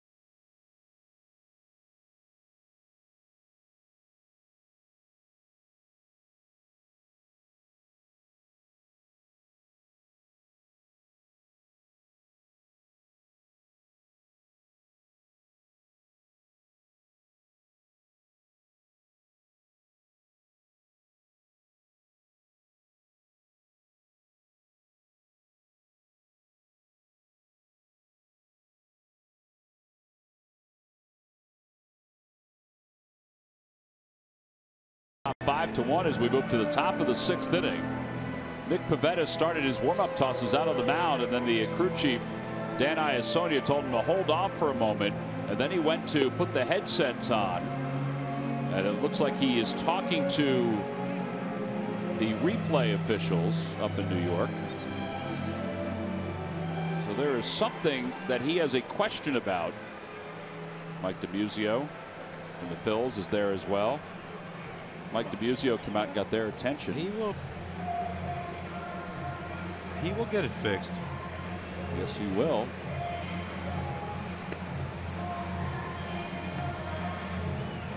We can only speculate that maybe there is an equipment issue that they're dealing with, that they're discussing right now. And now Pete is being told by Trip Gibson what's going on.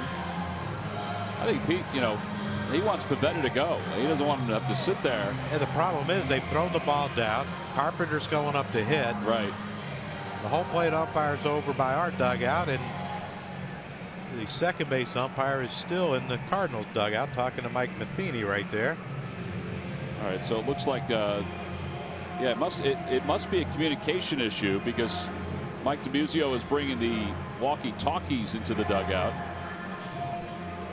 That may not be anything. He may just be carrying the walkie-talkies.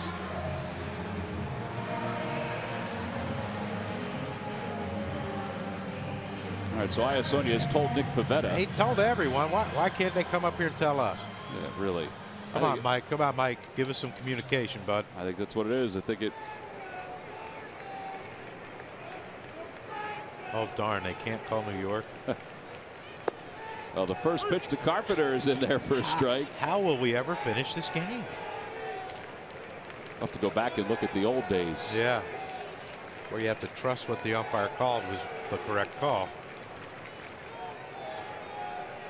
Breaking ball outside, 1-1. Carpenter tonight is 0 for 2. Cardinals have managed 3 hits against Pivetta, who has struck out 9.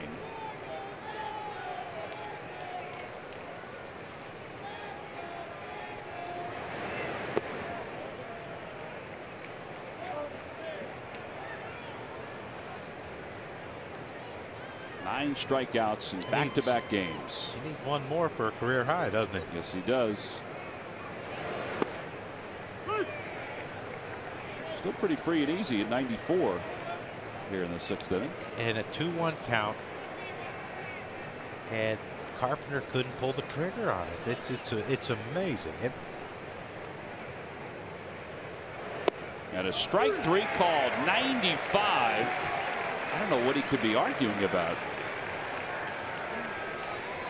That's 10 strikeouts for Nick Pivetta, and that is a new career high. It's a good pitch. It's a real good pitch. Like I said, I need to call somebody on the Red Sox I know and ask them if they had trouble picking up the ball out of his hand. Now that happens obviously as a hitter, where you can, it's, you know, certain pitchers you just have a difficult time picking them up. Dexter Fowler off the hands, blooped out to short. Galvis puts it away, 2 outs. Again, a bad swing on a first pitch fastball. Well, whatever it is and whatever he has done, yeah, you hope that it can continue to be effective. You know, you see some relievers come in and they're throwing 91, 92, and they're challenging with fastballs. They have confidence and conviction with that pitch. You see guys throw 97, 98, and they're afraid to throw it. Right. Piscotty out front of that breaking ball, and he hooks it foul.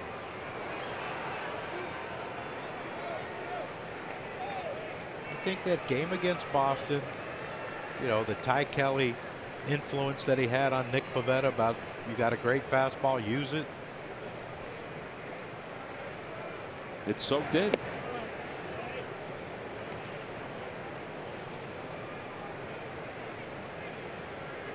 I hope he had the same pep talk with him tonight. Outside. Obviously he had something.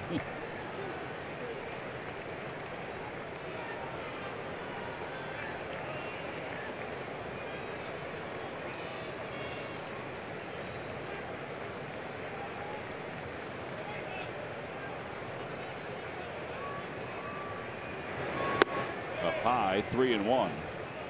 Now this will be a telltale. If he throws a fastball here to a third hitter in the lineup, 3-1 count, and if he doesn't square this up, then you know that. There you go. It's a beautiful thing. It's only his 4th 3-ball count.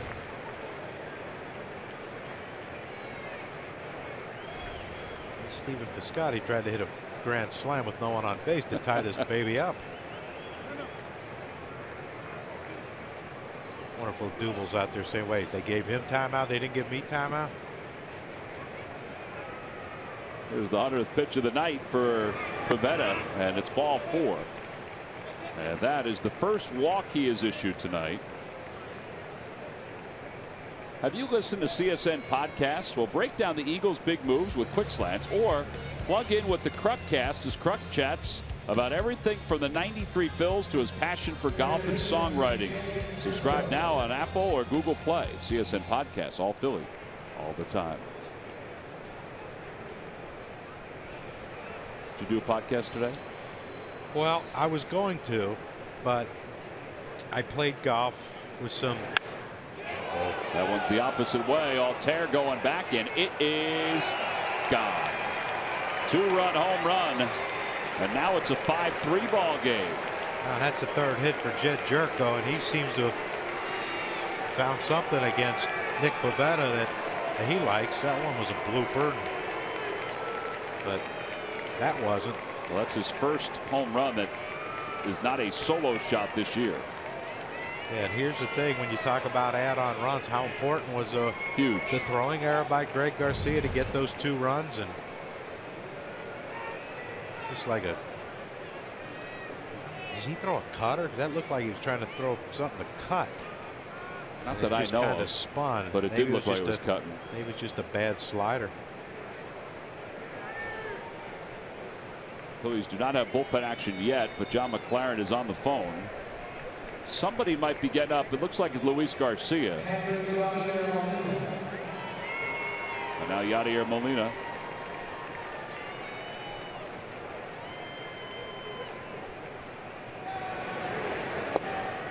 And you would assume with the off day Monday that Neshek, Benoit, Neris are all available, even though they pitched last night. That away, Nick. Shallow left center field. Herrera comes running in, says he has it, and makes the catch. Nick Pivetta, 6 innings, 10 strikeouts, 3 runs on 4 hits, a couple home runs. We go to the bottom of the 6th, 5-3 Phils.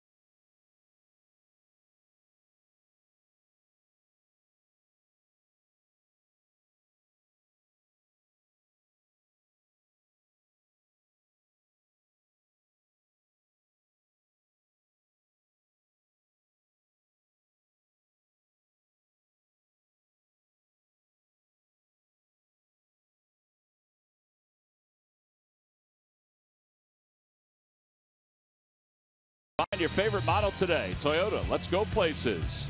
By McDonald's, introducing the new signature crafted recipes at McDonald's. I'm loving it. And by your local Chevrolet dealers.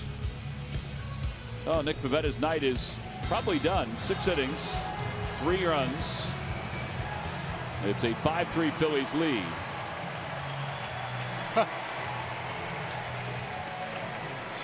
Had the kiss cam up there, and they showed an elderly couple, and the wife kissed the man, and the man was like, "What brought that on? Yeah, what are we doing here?" And then they showed him on the screen. He got a big smile on his face.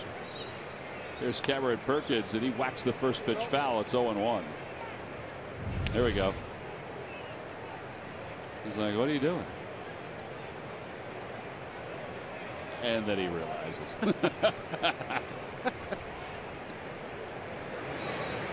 Curveball, 0-2. Now, do they tell the people? No. So what? But what if they're not like? Well, I shouldn't say that. If the camera operator is close to them, they'll let them know.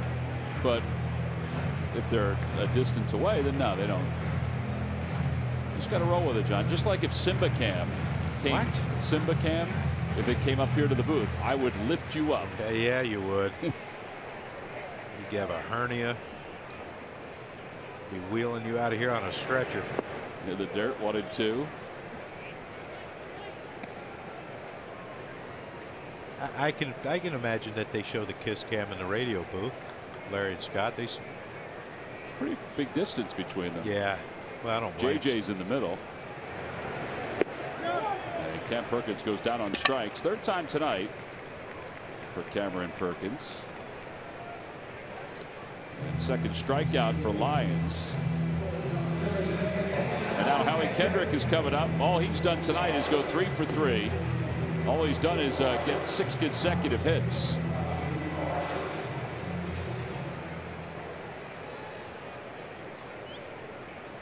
How about a line drive up the middle? I know he was hurt, but it must be an unbelievable feeling of comfort to look up at the scoreboard in the middle of June and see your batting average when you're playing every day at 356. It is fun.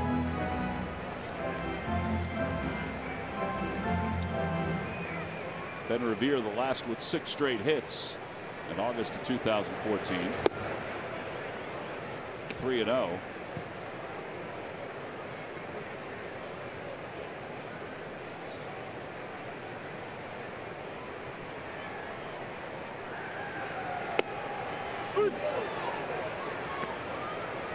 Gimme strike right there. And Howie's probably going, oh, good. Whew. He called that a strike. I want to hit. And again, 3-2.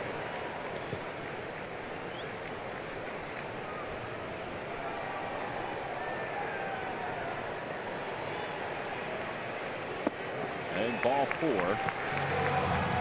Well, the string of getting on base continues.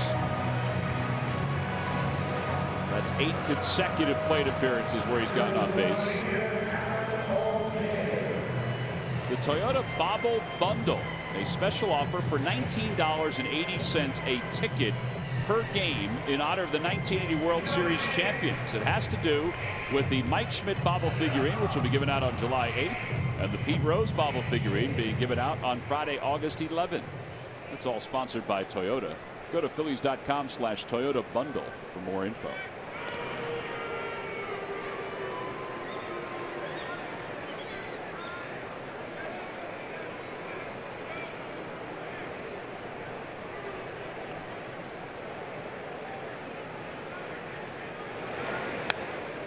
Altair fouls it back. That's where Aaron has to set his sights to hit the ball the other way. Lyons, not a particularly hard thrower, is more deception than anything, and most of that deception is going to be away.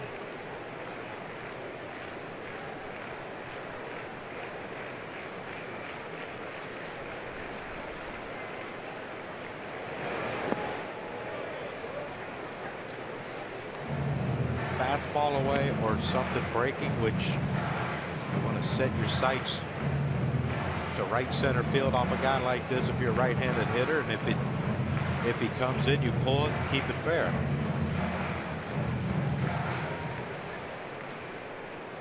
Keep you from pulling off the ball. Oh, he's got Howie Kendrick, and he throws it off the glove of Carpenter, and Kendrick is on his way to third base. Carpenter slid down to get that baseball, which wasn't the smartest thing to do. If only because if Howie, well, he didn't go. Well, if Howie knew that ball got over his head, Howie made a direct line to second base, right, thinking he had to beat the throw from first base. But hey, you see Carpenter creeping in. He did what he's supposed to. That creates an angle, so he's not throwing it directly over Howie's head to second base. But again, I think of Howie. Of course, how do you know that when you're running with your back turn? And that's one of those you don't even look for your coach because you're just trying to beat the throw to second. And now Altair trying to get the runner home from third. That is the third error of the night for the Cardinals.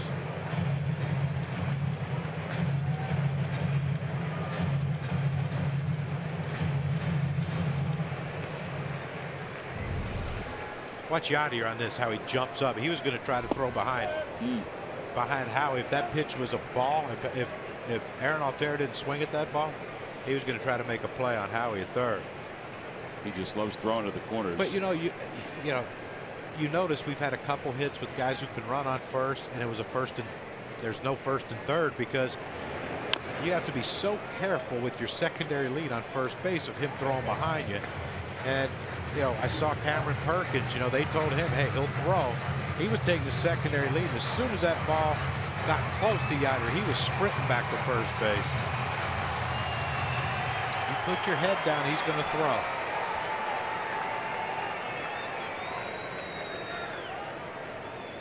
It's something you can drive here, Aaron. This is Lions inning because there's nobody else warming up in the bullpen.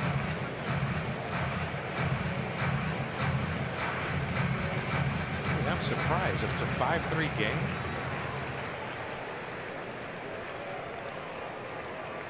Swing and a miss. Maybe that's why. Yeah, 2 outs. Third strikeout for Lions. Let's take it over for Michael Wacha. Good pitch, right? I mean, that's perfect. You put that ball in play, you're hitting it off your shin.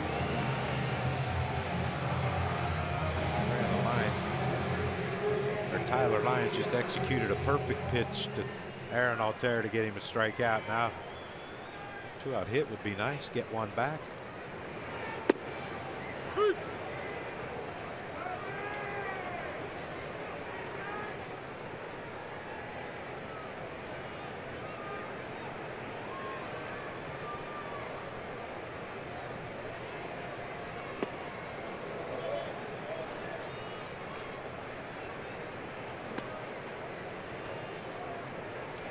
Does anyone keep track? Do we have someone down here that keeps track of the 81 home games? How many baseballs we go through in a season? I would think Danny O'Rourke has a pretty good number. I have to talk to Danny then. Broken bat, ground ball near second, picked up by DeYoung, and he throws out Tommy Joseph, and the Phils leave one over at third. No runs, no hits, and 1 man left. 6 of the books. We'll go to the 7th with the Phillies on top by 2.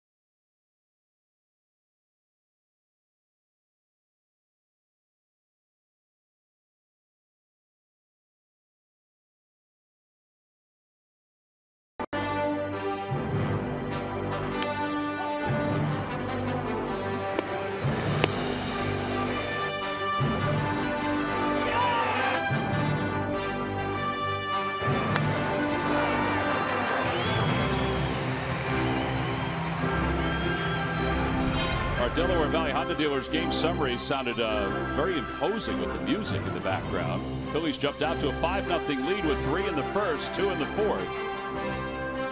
Cameron Perkins picked up his first major league hit. Nick Pivetta, 10 strikeouts over 6 innings. He is done, and now it'll be Luis Garcia to face Tommy Pham, who is 1 for 2. First pitch, a fastball. All right, so the Phillies need 9 outs from their bullpen here.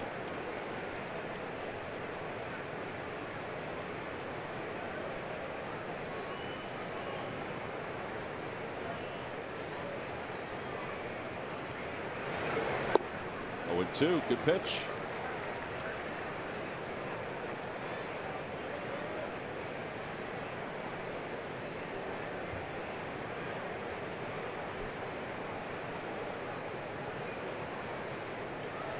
Pham homer to center field his last time up. That one gets by Andrew Knapp, and it's 1-2. There are numbers on Luis. You know, for the relievers, the way the Phillies have gone with their struggles, they have a 2-run lead. They're thinking, man, finally a game where we're not coming in to mop up, we're coming in to preserve. Or to keep a game tied. Yep. On the inside corner. That must have been his split. 86 miles an hour. Maybe it was a front door slider. But 1 out here in the 7th. Whatever it was, we'll take it. Yeah, that's a slider that didn't get where he wanted it, but he put it in a good spot. Now Greg Garcia, who is 0 for 2.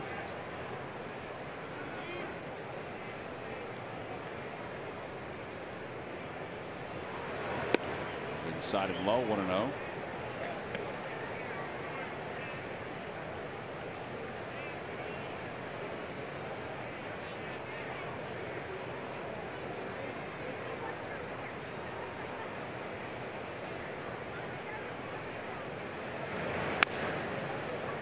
Bouncer to second base. And a 4-3 putout. So 2 away here in the 7th. And here is DeYoung, who is 0 for 2 with 2 strikeouts. Keep that going. Now, say it's a 3-pitch at bat to DeYoung right here. Does Garcia come back out? I was just thinking the same thing. I would think that he could come back out if his spot does not come up in the order. But as you mentioned, you know, the other guys haven't really been burdened.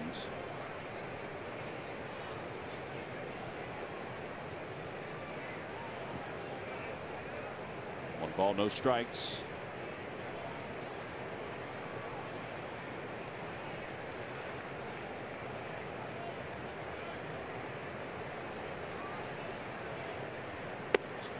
Oh, 97 on that heater, and it's 1-1.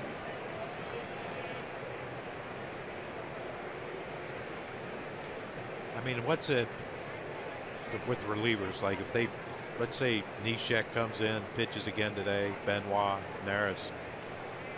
Like, are they unavailable for a day game tomorrow? I think it depends on the guy. I would say if Neshek comes in tonight, he may not be available tomorrow. I think Benoit can pitch almost every day. All right, well, here's another question. Who closes tonight? I still think it's Hector, but if it stays a 5-3 game, who closes in the 9th? I still think it's Hector, just the way Pete talked yesterday and today. Every time the Phillies retire the opposing team, 1, 2, 3, Comcast will make a contribution to Phillies charities. Phillies baseball is brought to you by Xfinity. Xfinity X1 will change the way you experience TV. I think they're discussing that very same thing right now.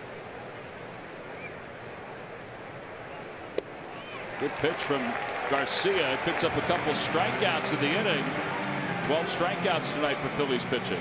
1, 2, 3 go the Cards. Time to stretch here in Philadelphia. Phillies up by 2.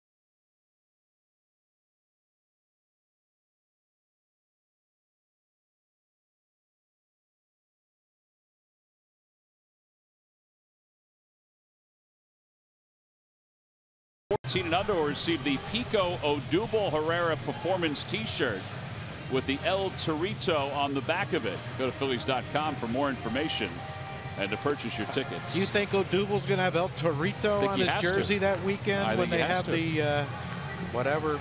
The nicknames? Free dress code type deal? What would you have had? Crucker? No. You would not have done it. I wouldn't have participated. Really? I'm a whole fuddy-duddy. Well, what if somebody had, like Eddie Ferenz had put Crucker on the back of? Eddie and I would have had some issues. Okay. What if they put the Crucker? Yeah, we'd had bigger issues. Here's Maikel Franco as Lyons begins his third inning of relief. And it's low, ball one.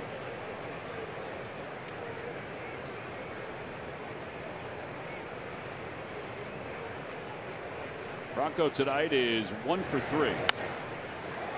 That one's toward right field, toward the corner, carrying pretty well.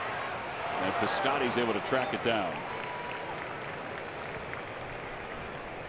I really didn't think that ball was going to carry all the way to the corner. I didn't either. I mean, that would have hit off halfway up the wall there. Yeah. Stephen Piscotty didn't catch it, but hey, it's getting warmer. Yeah. The ball's going to start traveling. And the wind looks like it's picking up a little and blowing straight out. Odubel is 1 for 3. He had some interesting situations in his first at bat and his last at bat. I think the funny thing is tonight's one of those nights which you talked about a couple weeks ago, where he can kind of change the game with his speed too, even with the base stealing. Yeah. As Benoit starts to warm up.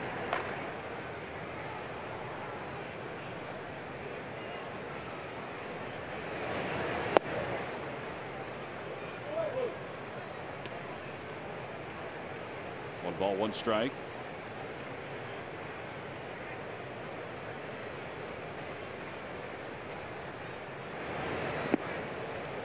One and two. You see how Odubel holds his bat with the kind of like the overlap grip like golfers? Yes. Bobby Abreu did that. And looked so relaxed, but I don't know how he did it. I asked him in spring training, I said, why do you do that? And he said, do what? And I showed him on a bat, and he said, really? He said, do I do that? Look at how his that's pinky very is over. much like Bobby Abreu. Yeah, exactly. Odubel smelling a hit, and he's got it. His second hit of the night. Might have hurt his hands on that one, but he'll take it. I think he's using his hands to say, I need to stay on that ball a little longer. But man, look at that.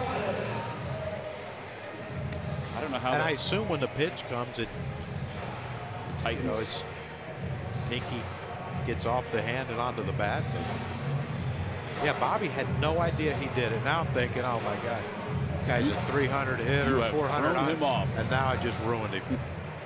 Now he's going to think about it. Freddie is 1 for 3 tonight. He doubled his last time up. Lyons trying to be very succinct as he throws over to first. This is where the Phillies were bad when Bobby was here. So he wins the home run derby in Detroit. I go in the gift store in Detroit to get my son an all-star baseball. And there was a lady in front of me saying, I want one of those Brew jerseys. He hit a lot of home runs. I needed a Brew jersey. They had no idea who she was talking about. Who's that? So I went up and I said, I think his name's Abreu, Bobby Abreu for the Phillies. Yeah, we don't sell Philly stuff here. That's the All-Star game. You should sell everyone's jersey there, right? Absolutely. Yeah, we don't sell Philly stuff here. Huh. Bobby could always hit. Yes, indeed. He could steal bases, too. Little pop-up slide.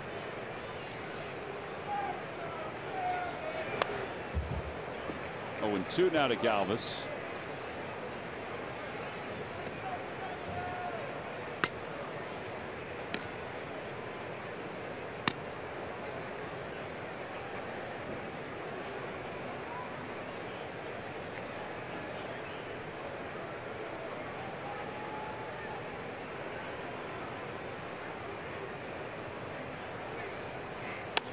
Freddie serves it into right field. A base hit. Odubel flying around second and on his way to third. It'll be first and third with one man down. That's a good night for Freddie Galvis. Boy, he was in need of that. Yeah, real good night and real good approach. You know, his struggles against left-handed pitching have been pretty much season long so far for Freddie. But you get 2 hits off Tyler Lyons right now. He'll pull one for a double down the left field line, and then this hit behind Odubel. Watch Odubel go. He knew exactly where the ball was. He didn't need Juan Samuel to direct him and tell him, you know, hey, you can come if you want to third base. But love that approach by Freddie Galvis. Now they got to get him in from third. Knapp just needs to get a fly ball here. Well, we have our pinch hit extraordinaire Ty Kelly coming up. But you know, we're winning. It's not a tie game. I mean, you know, I hope he has the same enthusiasm for the pinch hit as he does when the game's on the line. Outside corner now 0-2.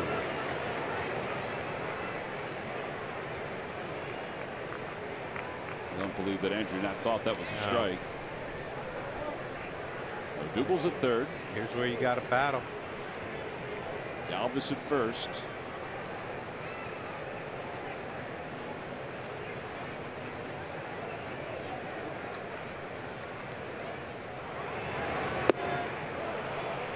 Strikeout, the 4th one for Lyons since he came into this ball game. And here is Ty Kelly to pinch hit for Luis Garcia. When's the last time you think Tyler Lyons has thrown three innings? 3 effective innings too. Not so far. Ty Kelly ropes his ball down the left field line for a double and 2-run score. Then we'll say he's arm weary. We'll say he's fatigued. Threw one too many pitches. He gives up a homer. He threw one too many pitches. He gets him out. What an outing.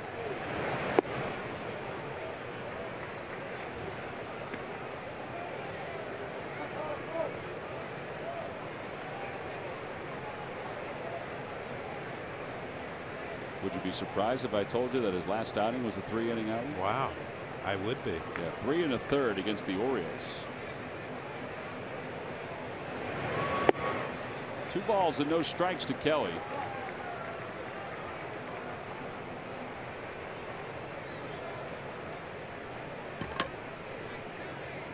Four RBIs for Ty Kelly as a pinch hitter.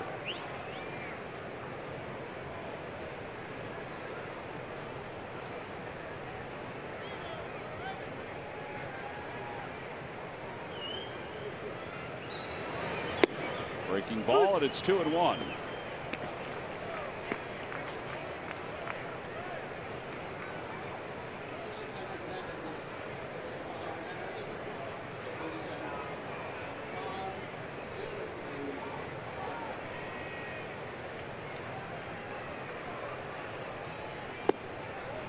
Three and one.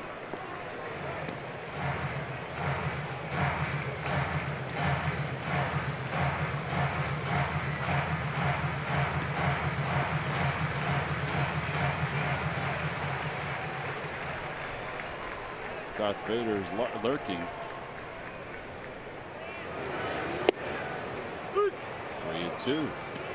Throwing back-to-back breaking balls for strikes. All right, so now Galvis will be off and running.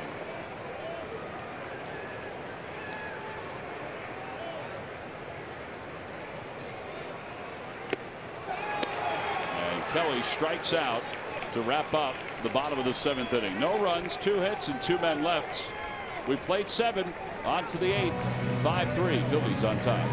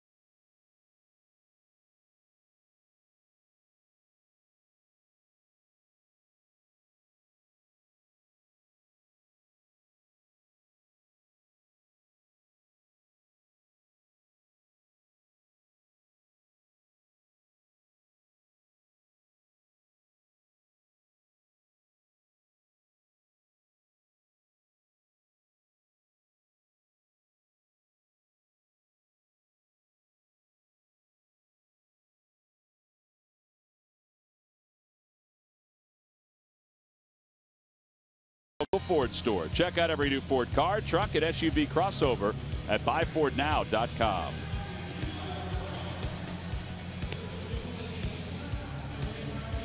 Well, the Fanatic, he doesn't mind which side you're on. He'll do some dancing with anybody, including the Darth Vader and Darth Vader lookalikes that are here tonight. Those kids are going to leave thinking, where's the candy? Told me to dress up in a costume.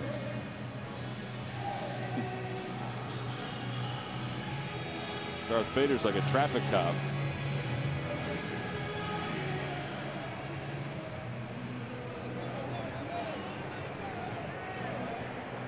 I mean, if that was a dance contest, Fanatics gong. Gonna gong him. Darth Vader wasn't. I didn't think he could keep up with the Fanatic. I don't think so. Here's Jose Martinez to pinch hit.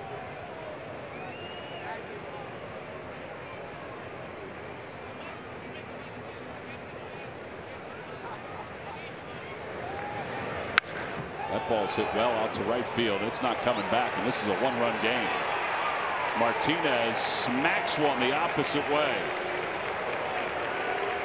That's his 4th home run of the year. It's pretty good power the opposite way. Yeah, and that's why it's so vital when you have runners on third base, less than 2 outs. I mean, contact. Yeah. I think Aaron struck out with a guy on third, and Andrew napped the last inning, and now it's, you know, you're 1 pitch away from a tie ball game with the top of the order coming up with no outs with the Cardinals. Howard Bosky was telling me, he said this kid can hit. He said he hit everywhere. And now Carpenter. Well, this was a 5-run lead for the Phils.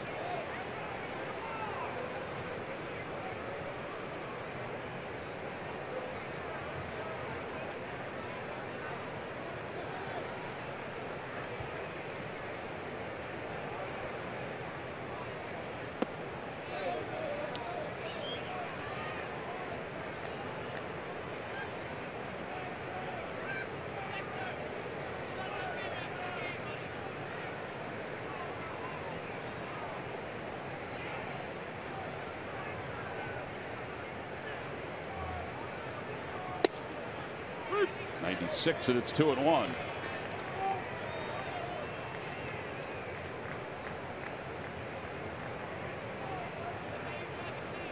Martinez has made it a 1-run game.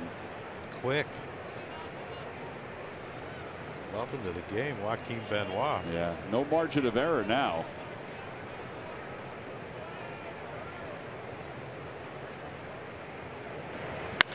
That ball's hit sharply on one hop, but right at Howie Kendrick. Frustrating for any hitter when you hit it into the shift like that. Phillies will take it, though, after Martinez's first career pinch hit home run.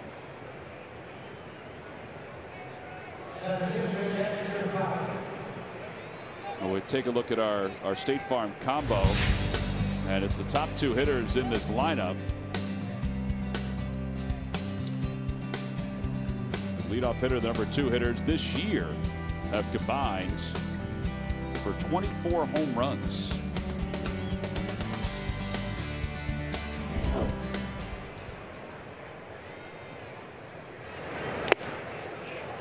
Fowler, foul tip.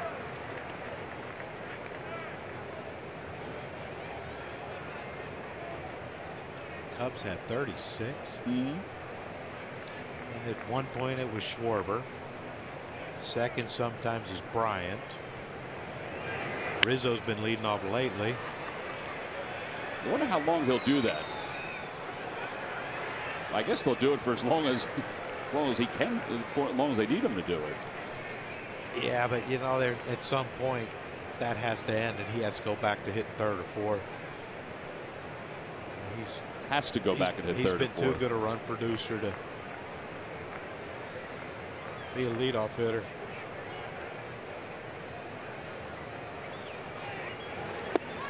Boy, good pitch. Benoit had him way out front. 2 outs.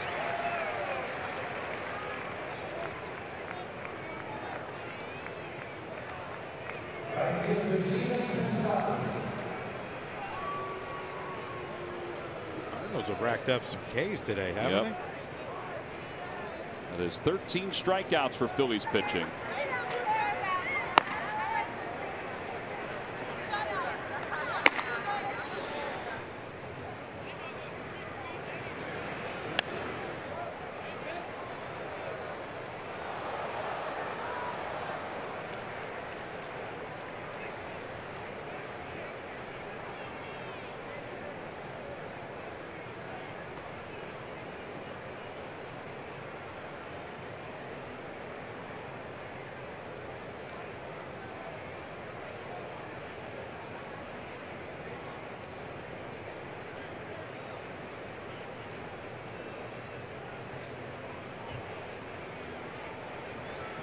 Good pitch, dropped off the table. Good changeup by Benoit, and it's 0-2. Yeah, this downward movement by Joaquin Benoit. I mean, you see it. Looks like he just grabs it with all 5 fingers and sticks it back in his palm and just throws as hard as he can and gets that tumbling action to get that ball to sink down. And, hey, why not throw him another one? I agree.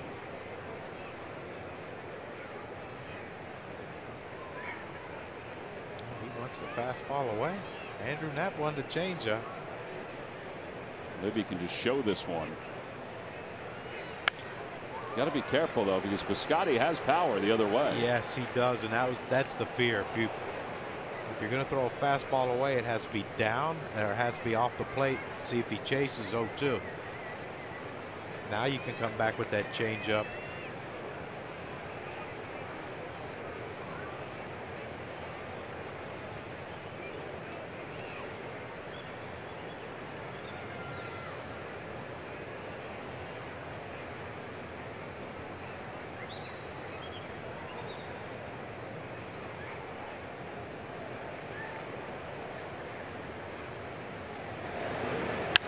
Opposite way, going back is Altair. It's over his head and off the scoreboard. And Piscotty's on his way to second. He'll get there standing with a 2-out double. They're fortunate that ball didn't go out. Really fortunate. I think Aaron thought it might be going out. It didn't look like he got a good jump on that ball. It might have been one where he probably could have caught it. Yeah, or he turned and he looked into the lights and lost it for a second, but I mean, that's the fear right there with Stephen Piscotty. You mentioned it, Tom. He's got great power the other way. And, you know, you see where Knapp wants his pitch. He wants it middle in, and thing leaked over the outside part of the plate. He drives it to right field. Luckily, he's still on. He only's on second base. Well, now you got Jerko. This is the first opportunity that someone's come up for the Cardinals with a runner in scoring position this evening, even though they have 4 runs. Yeah, Jerko's got 3 hits in this one, so he's seen it well tonight. Phillies, by the way, are 3 for 15 with runners in scoring position tonight.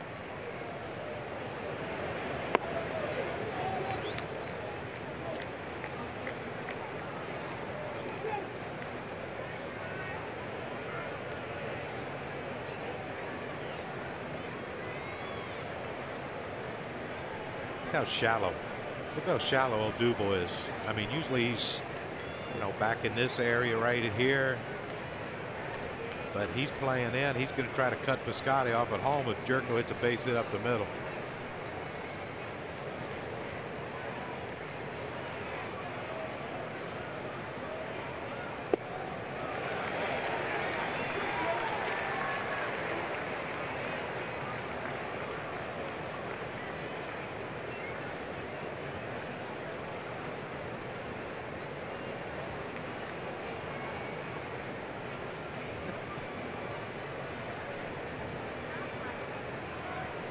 I'd keep featuring that changeup.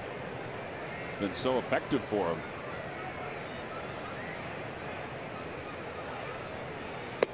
There he goes, fastball away again.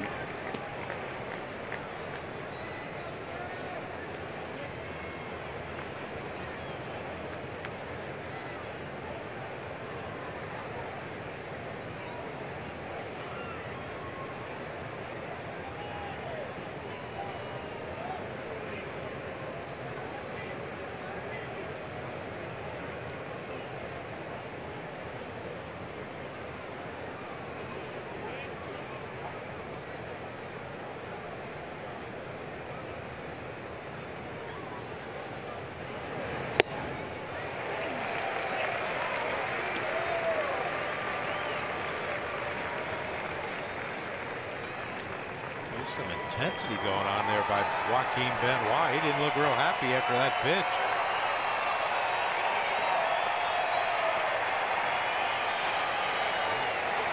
But got him swinging at a high fastball. He might chase a ball down in the dirt.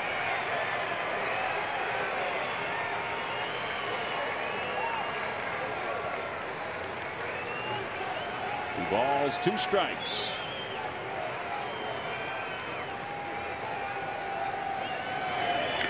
Mm, 97.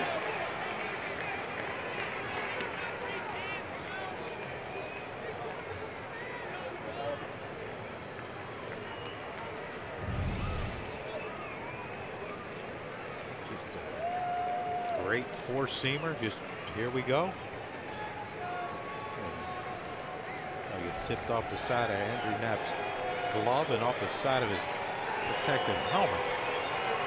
Would you go change up here, or would you have fastball again? I think I would see if he'll chase. 2-2 pitch coming. It's a change-up. Just a little low. You can really tell how wide Andrew Knapp got right there, and that knowing that if it's, you know, the changeup, there's a chance it could bounce. Getting down there to try to keep Scotty from advancing to third. I think now you go fastball up and see if you can get Jerko to chase. Scotty's getting a really big lead off second base. 3 balls, 2 strikes, 2 outs. Well, Benoit wants to throw this pitch. Now he does. Got him to chase. He threw him a slider at 90 miles an hour, and he picks up the 14th strikeout of the night for Phillies pitching. The Cardinals leave the tying run in scoring position as Benoit gets through the 8th inning. He allows 1 run on 2 hits. He leaves that 1. We'll head to the bottom of the 8th.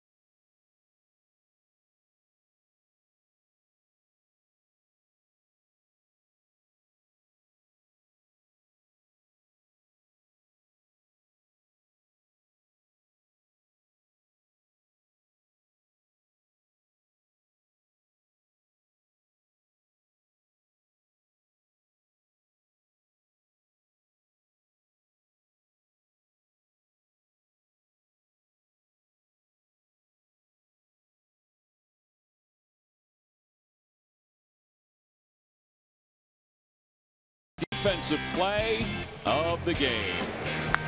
And Matt Carpenter got out in front of a breaking ball by Nick Pivetta, and Aaron Altair saved him right there from having to throw another pitch to Carpenter. Look at the elevation. Fan whiffed on it, thank goodness. Thank goodness. Aaron Altair comes up with that unbelievable play, and that's our Hyundai defensive play of the game. Brought to you by your local Hyundai dealer. We were talking to Adam Hazley while that play took place. There's Simbacam. I should have picked Heat up. There's Martinez. He stays in the game to play right field. He's playing deep, too. Yeah, he is. He's playing Chipper Jones deep. No double defense. And now John Brebbia will take over on the mound. This is his 10th game. Yeah, we got the top of the order up. Let's get some more. Got to get another run so a mistake doesn't tie the game.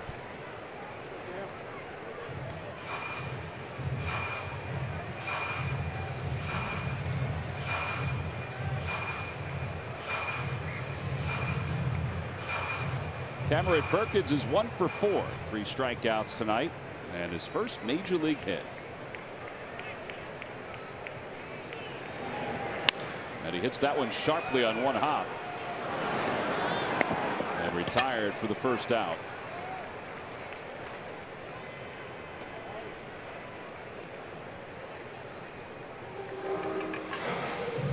And now Howie Kendrick will be the batter.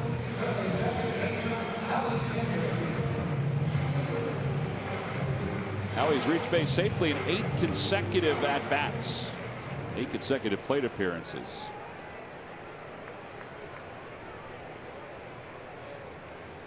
And that first pitch is in there, 0-1.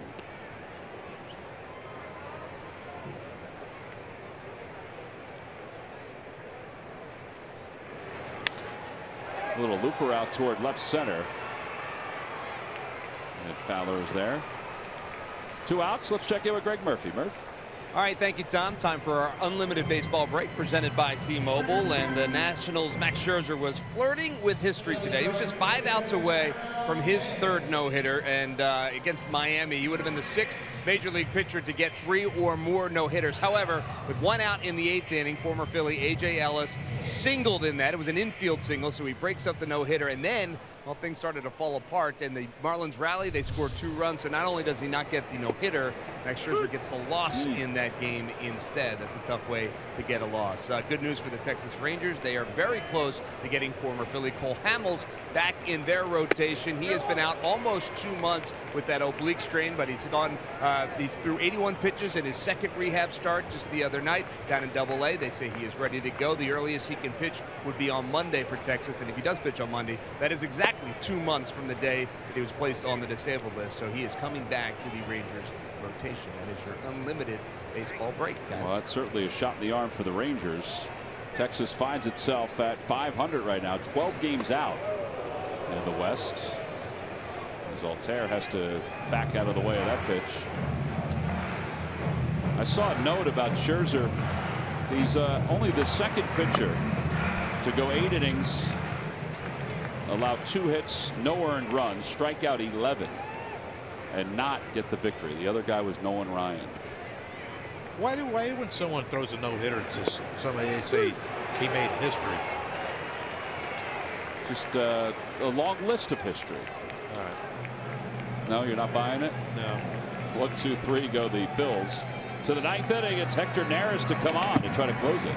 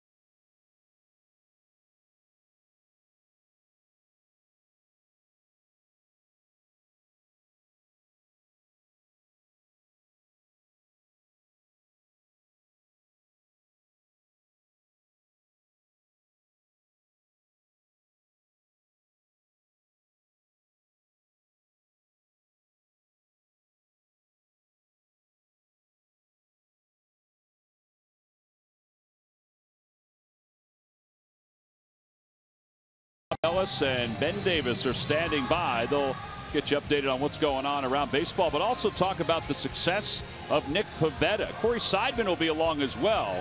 Phillies offense jumped on Michael Wacha earlier. They'll talk about that. They'll also talk about the big night for Howie Kendrick, how he stays hot at the plate.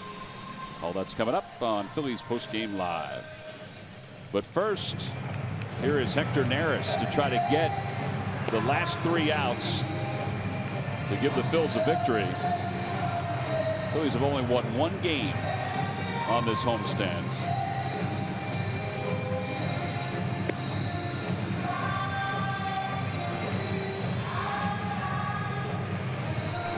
Ninth inning for Hector. 11 earned runs this year. It's a 5.40 ERA. Sometimes it's a mind game. Yeah.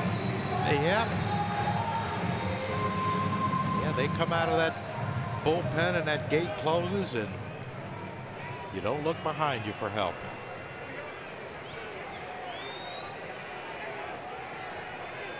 First batter he'll face is Yadier Molina in this 1-run game. Molina takes low, 1 ball, no strikes.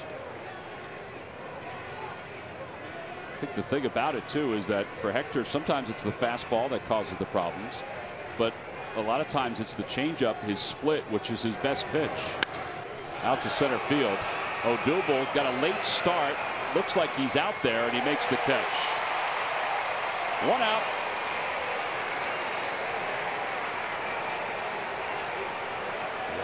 Wow is right.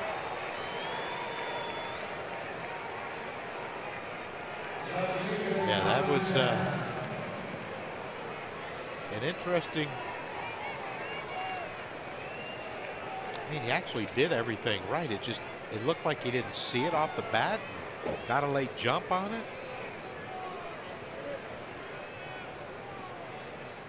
Star Wars Knights closing up shop. Last few pictures to be taken.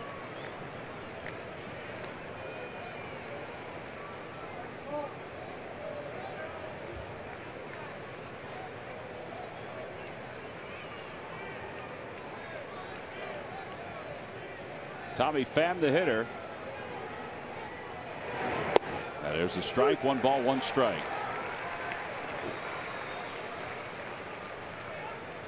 Tommy Pham with one of the 2 home runs that the Cardinals have hit today. So try to stay away from that power. Yeah, he hit a big one last night too.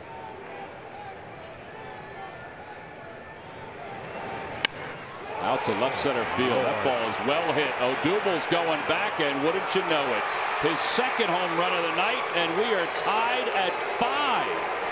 Incredible. Again, the 9th inning becomes an issue for Hector Neris, and Tommy Pham now has 3 home runs in the last 2 games.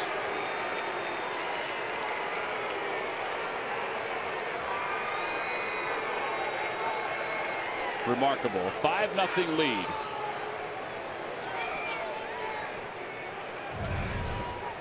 Well, we said you have to stay away from Tommy Pham's power, and pretty much a fastball center cut is power for most hitters. Dougal with a great effort, but now you got to keep it here. Yeah, absolutely. Cameron Perkins will track down this one, and there are 2 outs.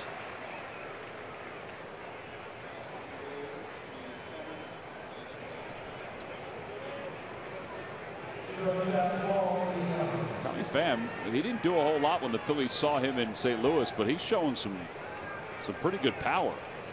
9 home runs now.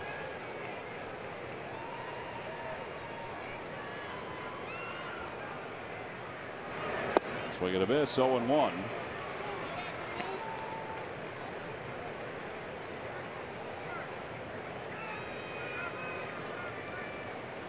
DeYoung with a struggling evening. 0 for 3 with 3 strikeouts.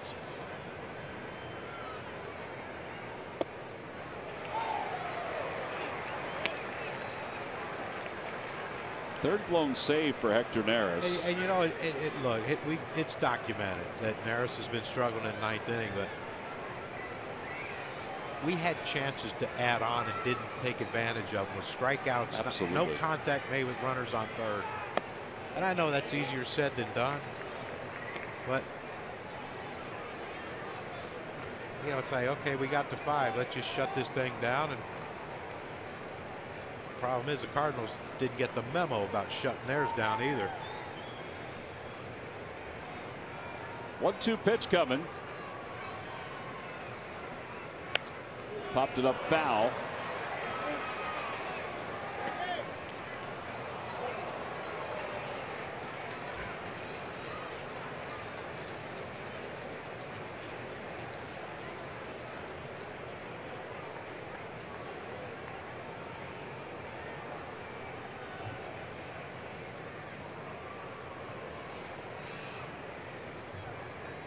I'll be darned. That's a bullet down the left field line. It is foul.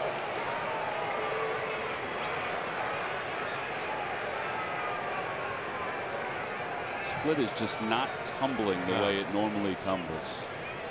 I don't know why it was so good last year and why it's not as good this year. I mean, this is really close.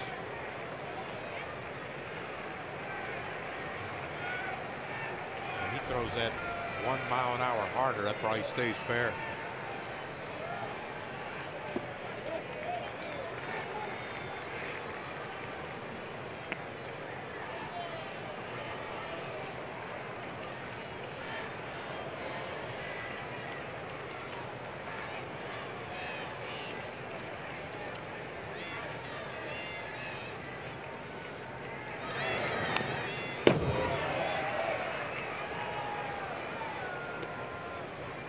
Phillies in their half of the 9th inning. It'll be Joseph, Franco, and Herrera. We have some power coming up. Yep. But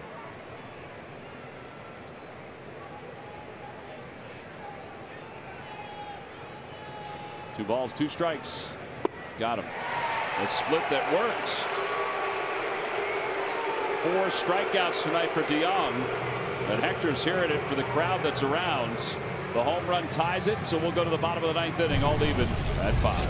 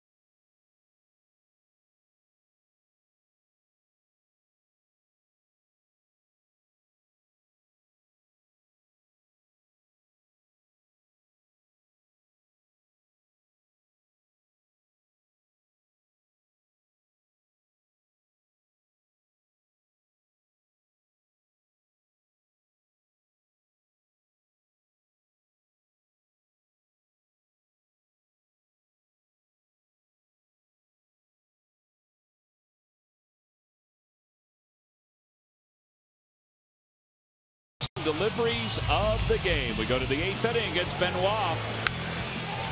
Jose Martinez comes in to pinch hit his first pinch hit home run, a drive to right field, a no doubter. And Hector Neris comes in. Tommy Pham with 1 home run already in this game, and he ties it up in the top of the 9th with a solo shot off Hector Neris, and those are our W.B. Mason deliveries of the game. All right, so Pham's home run against Neris sets up this bottom of the 9th inning. And Tommy Joseph will lead it off against Brebbia, who pitched a 1-2-3 bottom of the 8th. Phillies had a 5-0 lead. Think back to the the 2 games where they jumped out to a 4-0 lead and couldn't hold it. Red Sox game, the Seattle game. There's a little dribbler back to the mound, 1 away.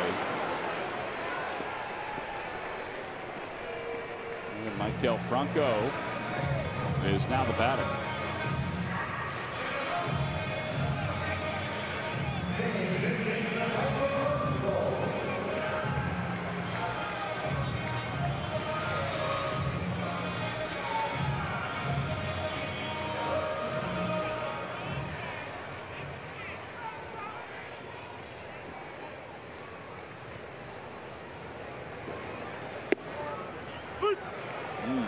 Breaking ball.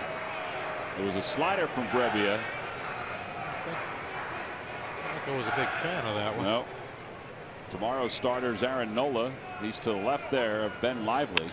And a liner out to left center field. That'll drop for a hit. So Franco has his second hit of the evening.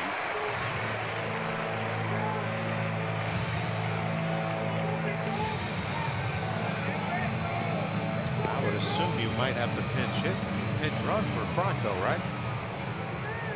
Well, they've used Ty Kelly. Yeah. Daniel Navas available. They probably want to wait for him for a bat.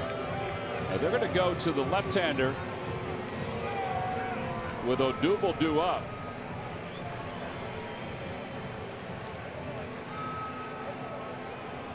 So Brebbia's night is done. He's responsible for the runner at first. Phillies have the winning run aboard here in the bottom of the 9th. With 1 man down, we'll be back right after this.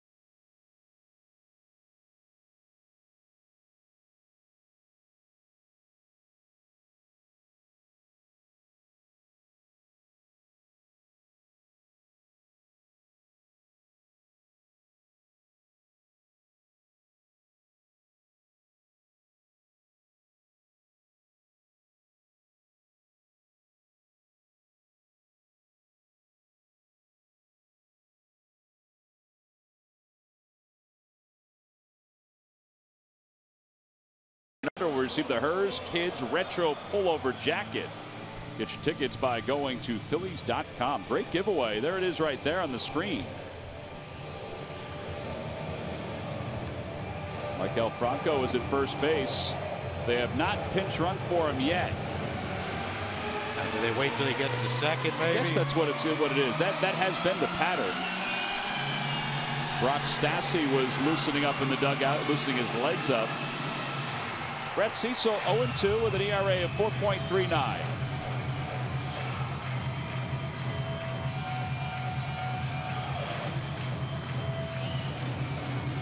You know, with the limited bench, you know, Blanco's not a plus runner.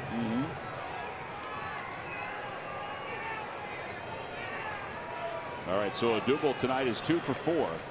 Facing the lefty Cecil. Outside, 1-0.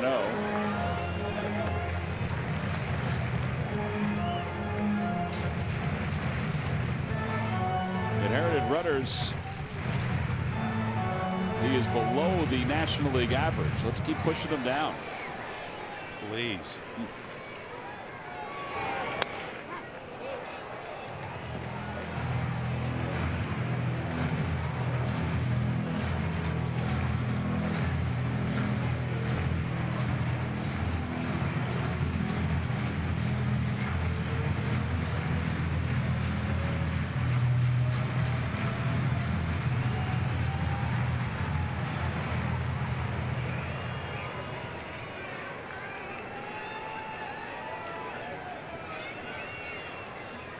Cardinals gave Cecil a really big contract. 4 years at $30 million. Signed through the 2020 season. He had excellent numbers the last several years with the Blue Jays as a reliever. A sub-3 ERA in 3 of the last 4. 2 balls and 1 strike to Odubel. And Odubel fights it off. Foul. You think the Cardinals, John Mozeliak made that signing with Anthony Rizzo, Kyle Schwarber, and Jason Hayward in mind? Very well could. You're right. We need another lefty to get lefties out. And he was probably the best available, right? He was. And they're hard to find. Good ones.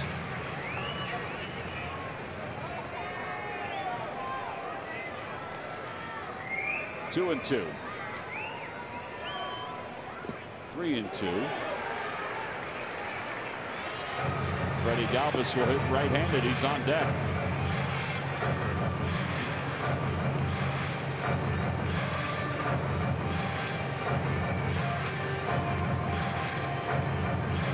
Yeah, well, here's the thing with Miguel Franco at first base. The threat of him running 3-2 is nullified.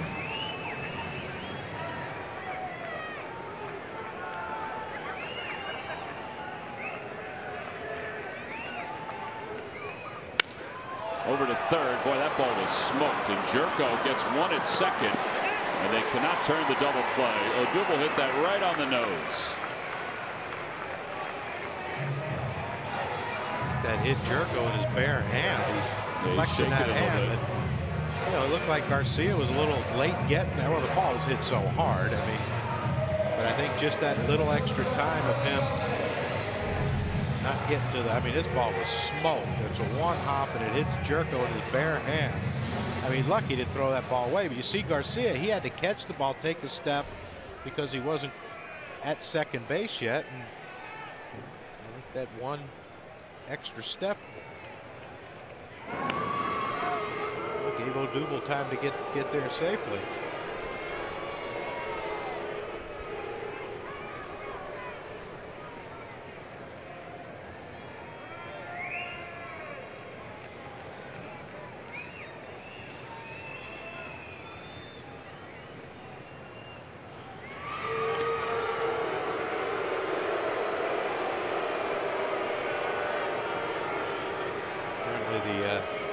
The faithful aren't too happy with the throw over to first base.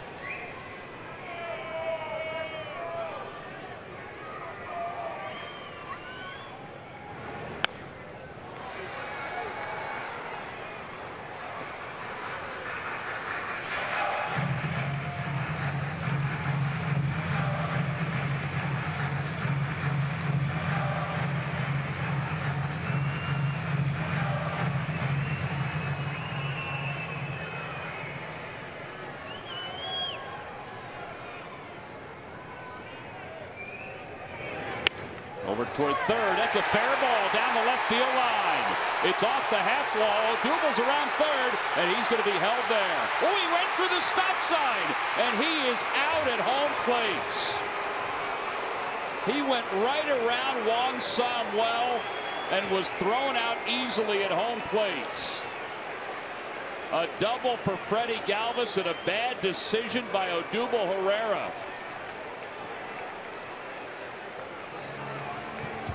Maybe he didn't see Sammy. I mean, Sammy was waving him, but then stopped him well short of the third base bag. He stumbled there. Right there, he stopped him. But he kept on going. And he had to get out of his way.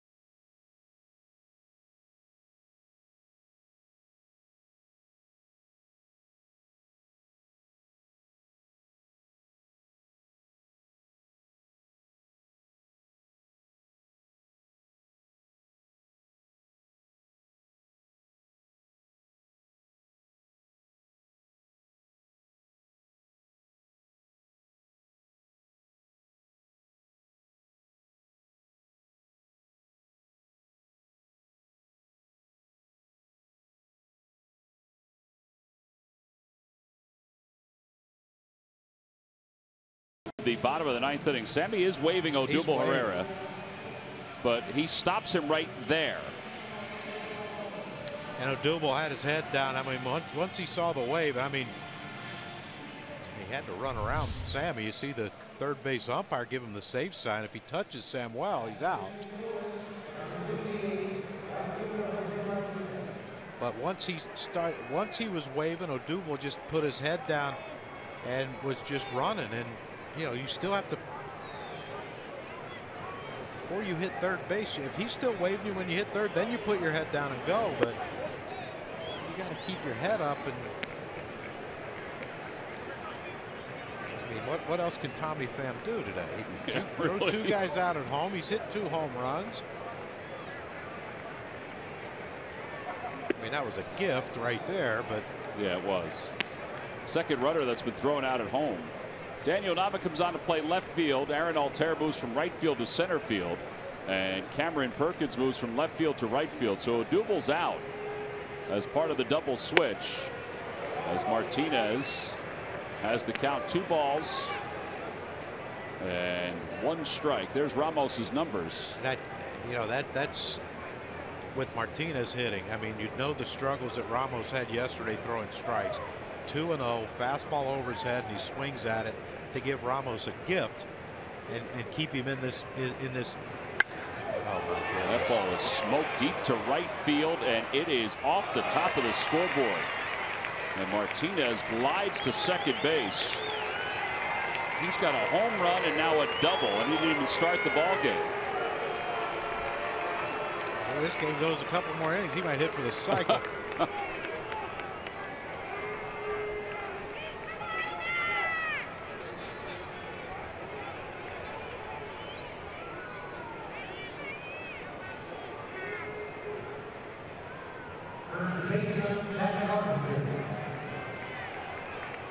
Well, here's Matt Carpenter. Well, you'd have to think that by the time this at bat's over, Martinez is going to be on third, because with the shift, it kind of tells you all you need to know that Carpenter's a pull hitter.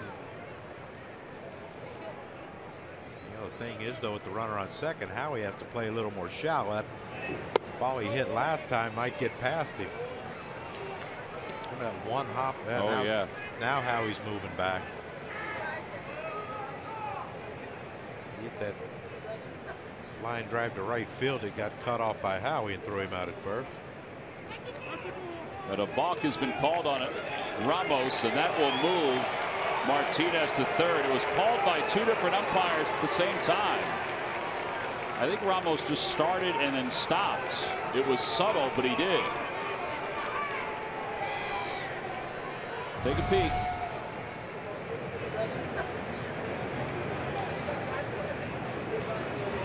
Yep, right there. It was subtle, but he did.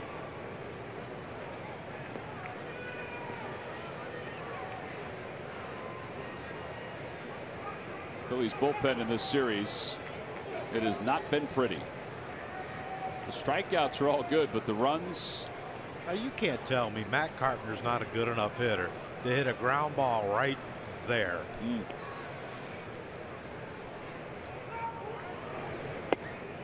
2-0. Golly.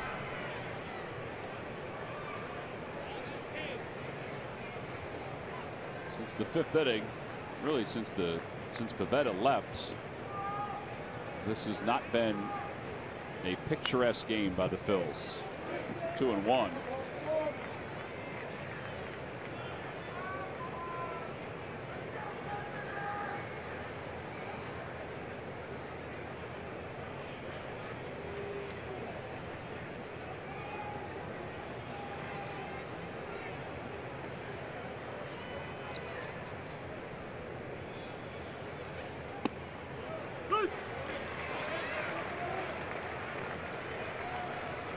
Adam Morgan warming up in the bullpen.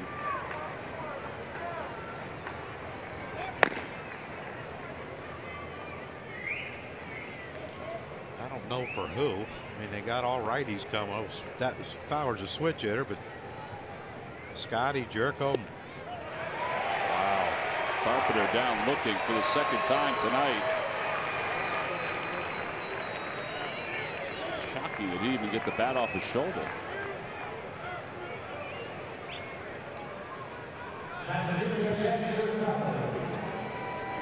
Our last pitch, according to PitchCast, presented by our local GMC dealers, as they're going to walk Fowler intentionally. Good pitch. Oof. I have no idea what Matt Carpenter would have been looking for. I mean, that's a tough pitch not to hit in the air. Yeah. Breaking ball that was a little up. A little. I say good pitch. Maybe he froze him. I don't know. I guess.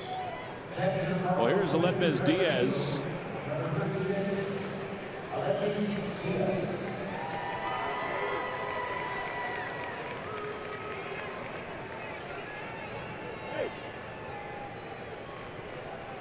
Runners on first and third.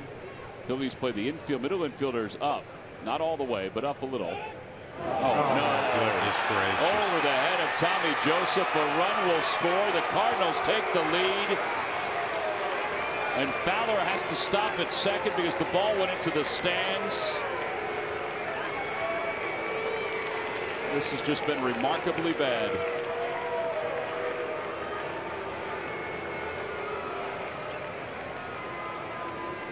It's 6-5 Cardinals.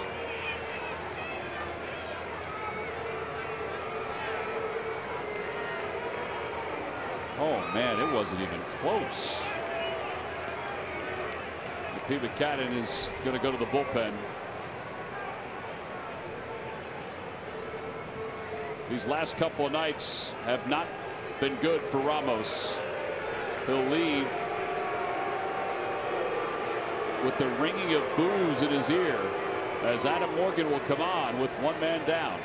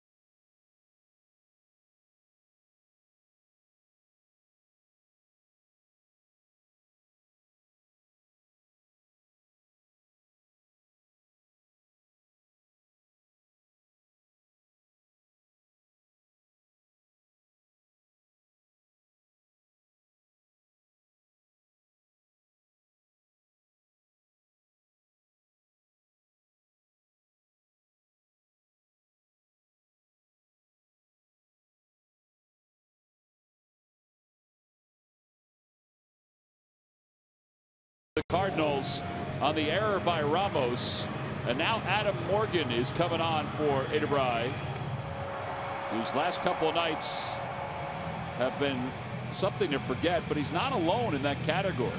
Here's Adam Morgan, 0-1 with an 8.53 earned run average. And he's on to face Diaz, with Fowler at second base.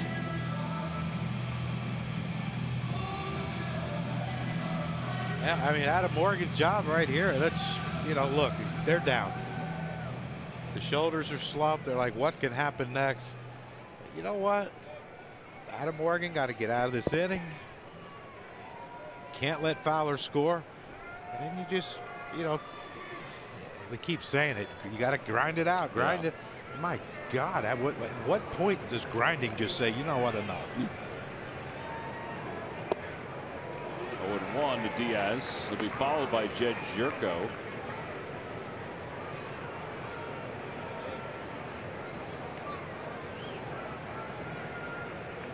They got warming up in the bullpen. Who would have thought that when they were down 5-0 in the 5th inning? Right center field, playable for Cameron Perkins. Fowler's tagging from second to draw the throw. 2 away, and here is Jerko.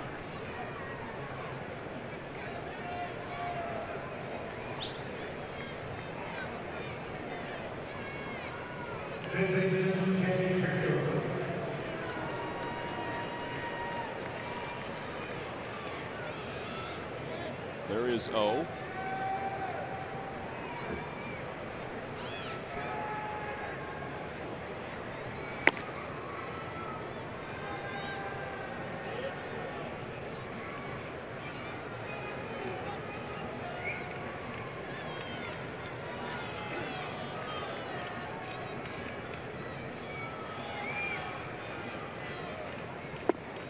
First pitch to Jerko, down low, 1-0.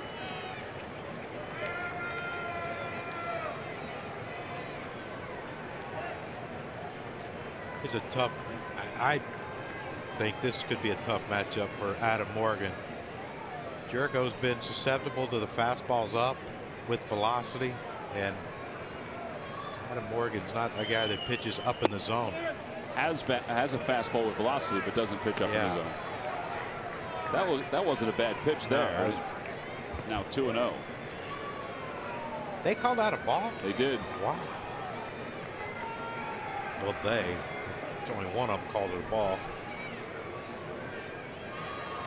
I got punch drunk. Either punch drunk or wish someone would just punch me. Well, it ain't over yet. Let's go, boys. Yep. Positive attitude.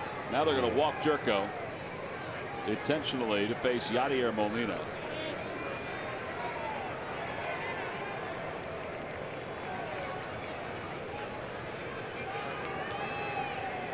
I'll tell you, we hope we get Yadier out because Tommy Pham's coming up next, and seems to be his day.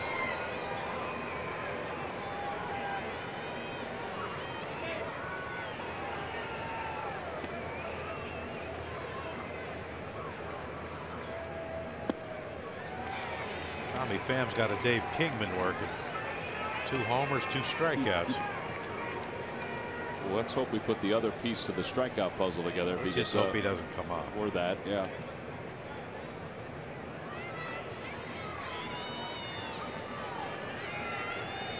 Phillies with 5 runs on 14 hits. You mentioned it. They weren't able to pile on, even though they had all those opportunities with runners in scoring position. And St. Louis has made 3 errors to help them out, too, right. Which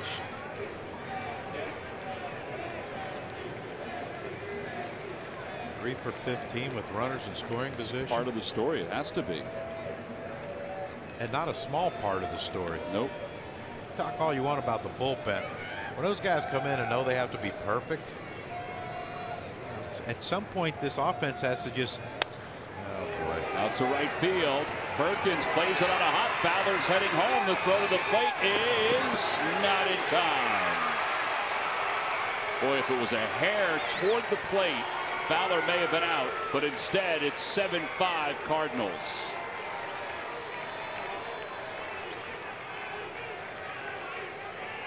And Yadier Molina's now hit it 9 straight.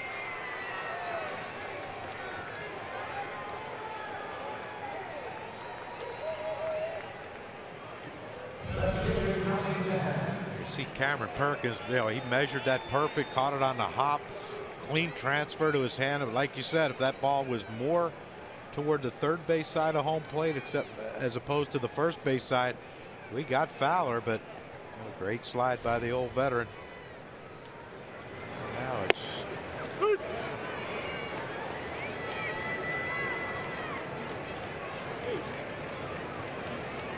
they are running for the exits.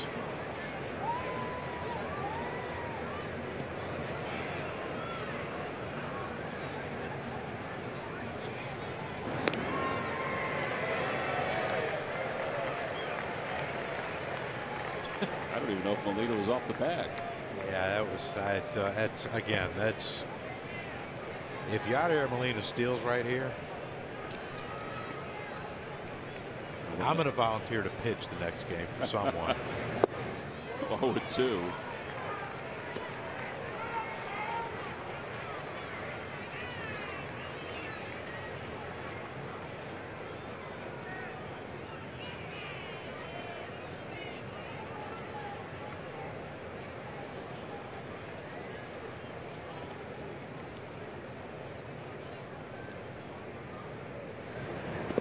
Check swing. Did he go? No.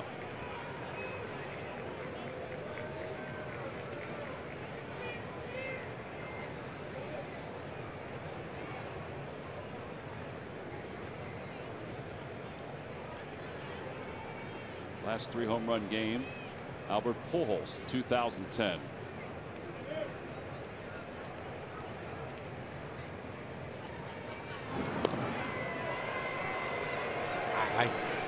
Apparently I had the wrong scouting report for the last 14 years. Well, Molina just put his hands out and said, what are you doing?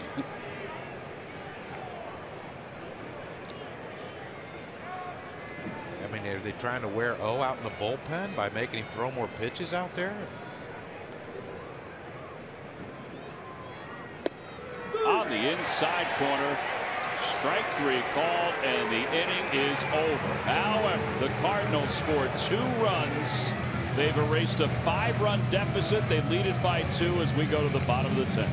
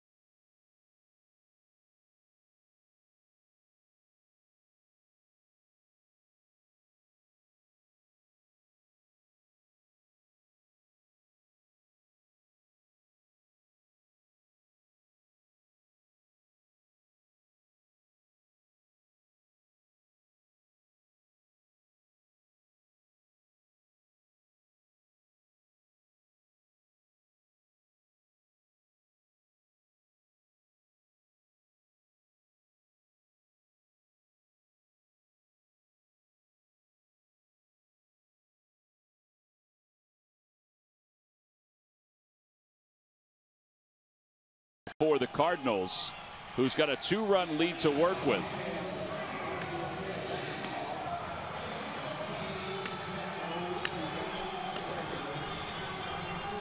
"15 saves and 17 opportunities."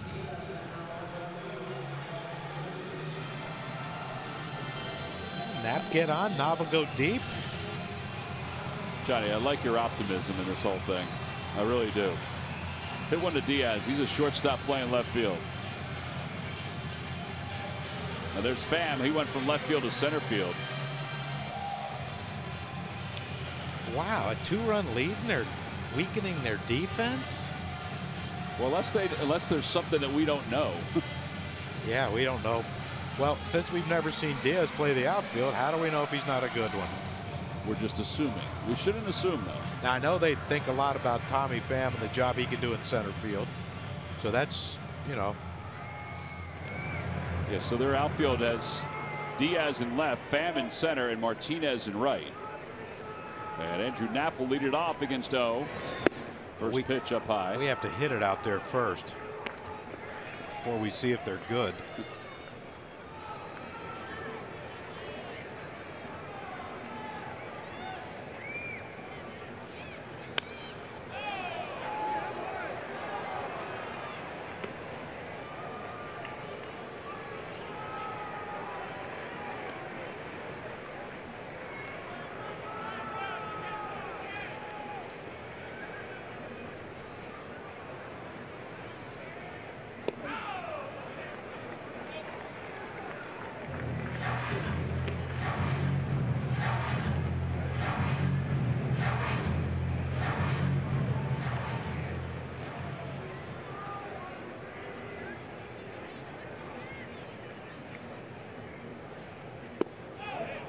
2-2.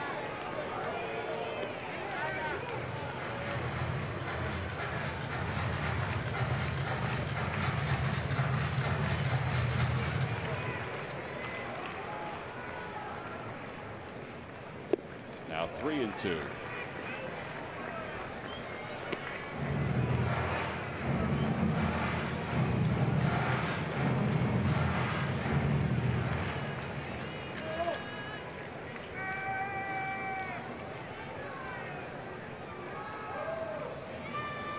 That ball is drilled deep to right field. It is, I believe, off the top of the fence.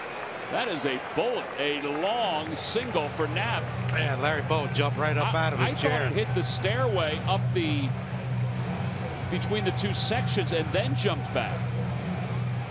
So let's see.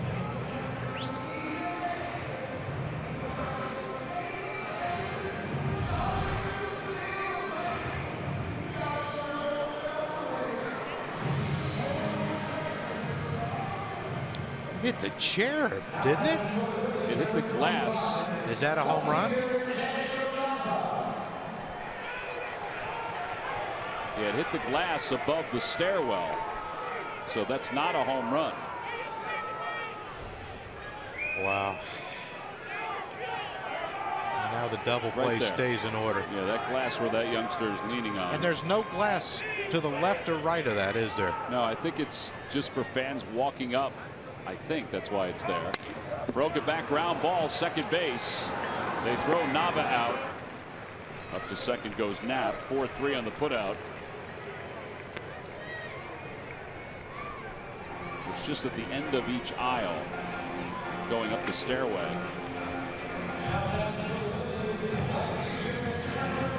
And Cameron Perkins will be the batter. Look at the bat. Nava's bat. Whoa. Oh, man. I mean, there's some lucky guys there.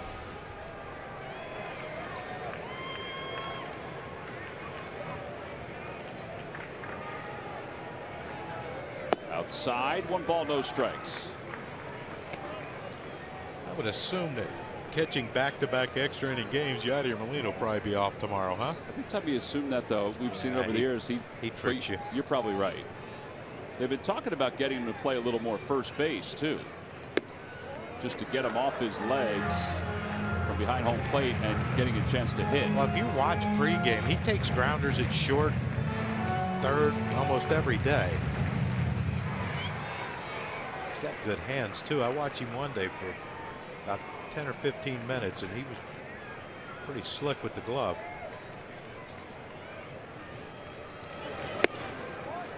You know.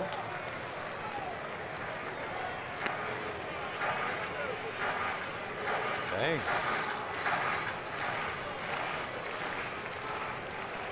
A walk. Hottest hitter that we have right now up next. Boy, they certainly could use a ray of sunshine.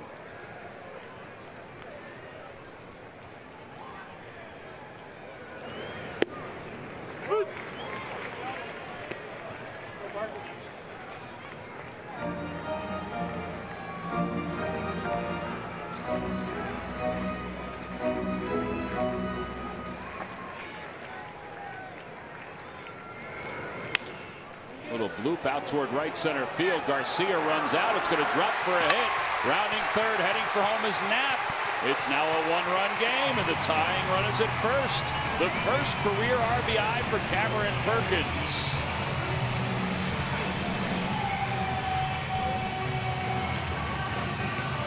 Nice. And no matter how hard, it's wear, and that was a great place to put that one in. There we go, huh? Look at this infield single, broken bat, drops in front of Martinez in right field, and Andrew Knapp with a good read. Juan Samuel, no hesitation.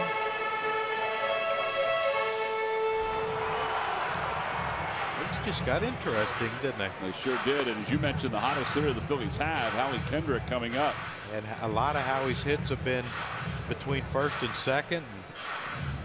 Martinez, you would think they would probably be a little deep double play depth because they don't want a ball over their head to score Cameron Perkins from first base. How he hits that hole, we could have a first and third. Contact is needed.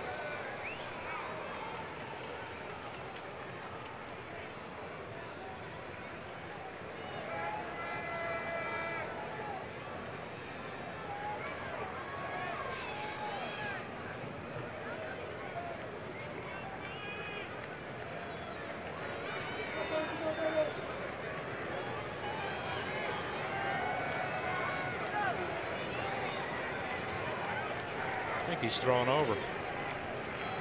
And there you go. Tell you what, I'm not very good at picking up signs, but that was pretty easy. When Yadier just went to the thumb above his thigh and went. He put down one and a thumb, which means throw over. Apparently, O didn't get that one, so he just like he was hitchhiking. Upstairs, 1-0.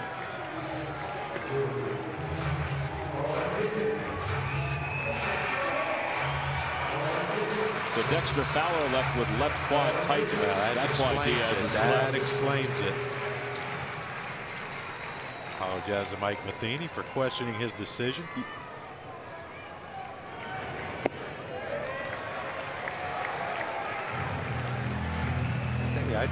I think if Howie gets on, Rosenthal comes in the game. I mean, he's just not sharp. He's not close. Yeah, Lilliquist is coming out with the interpreter. There is Rosenthal.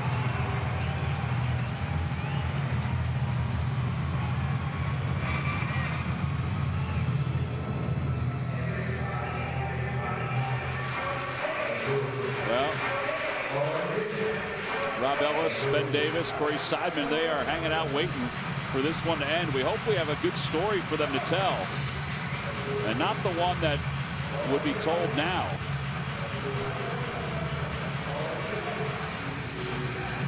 Johnny, the interpreter had his hand over his mouth as he was talking to O. I am quite certain that Juan Samuel, Mickey Morandini, I would venture to guess Cameron Perkins, nor Howie Kendrick, or anyone in the Phillies dugout would have to. That someone would have to hide and come on, that's way overthinking junk. Jeez. 2-1 as Kendrick swings and foul tips the 2-0 pitch. God, I've seen it all, and it all happened today. Haven't we seen everything in this game? We see just about everything. What we need to see is a come-from behind victory for the Phils. Well, whenever he was covering his mouth telling, oh, it's worked, he's thrown 2 strikes in a row.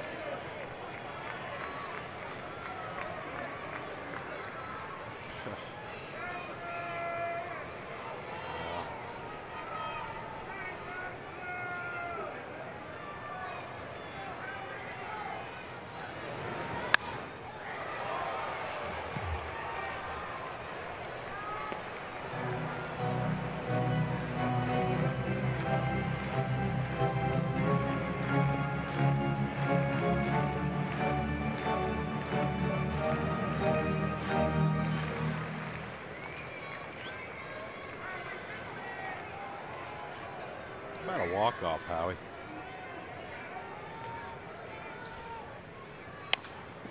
Little dribbler back towards second. Garcia flips to second for one. That's all they'll get. Boy, one more bounce and that may have spun right past him. The way it was spinning off the bat of Kendrick, who is over at first base with 2 men down. Well, our home run leader's up. Aaron Altair.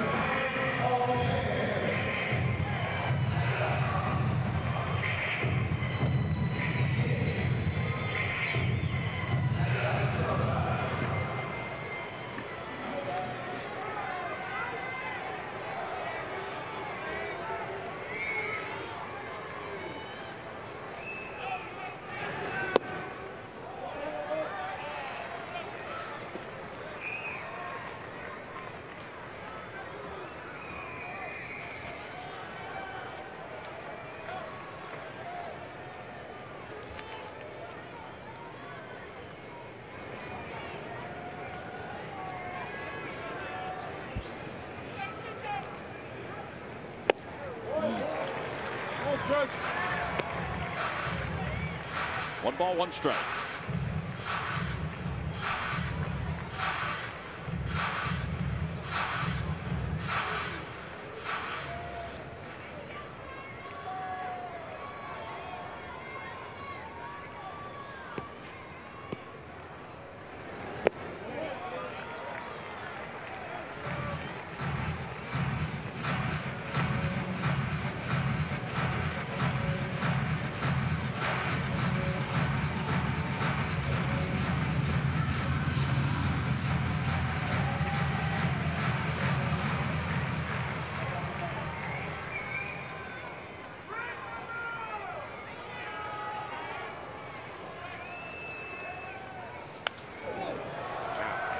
That may have been a pitch that he could have driven, but he fouled it back.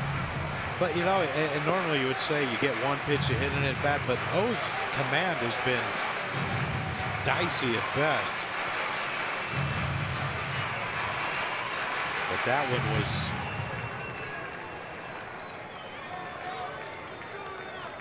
was a hanger.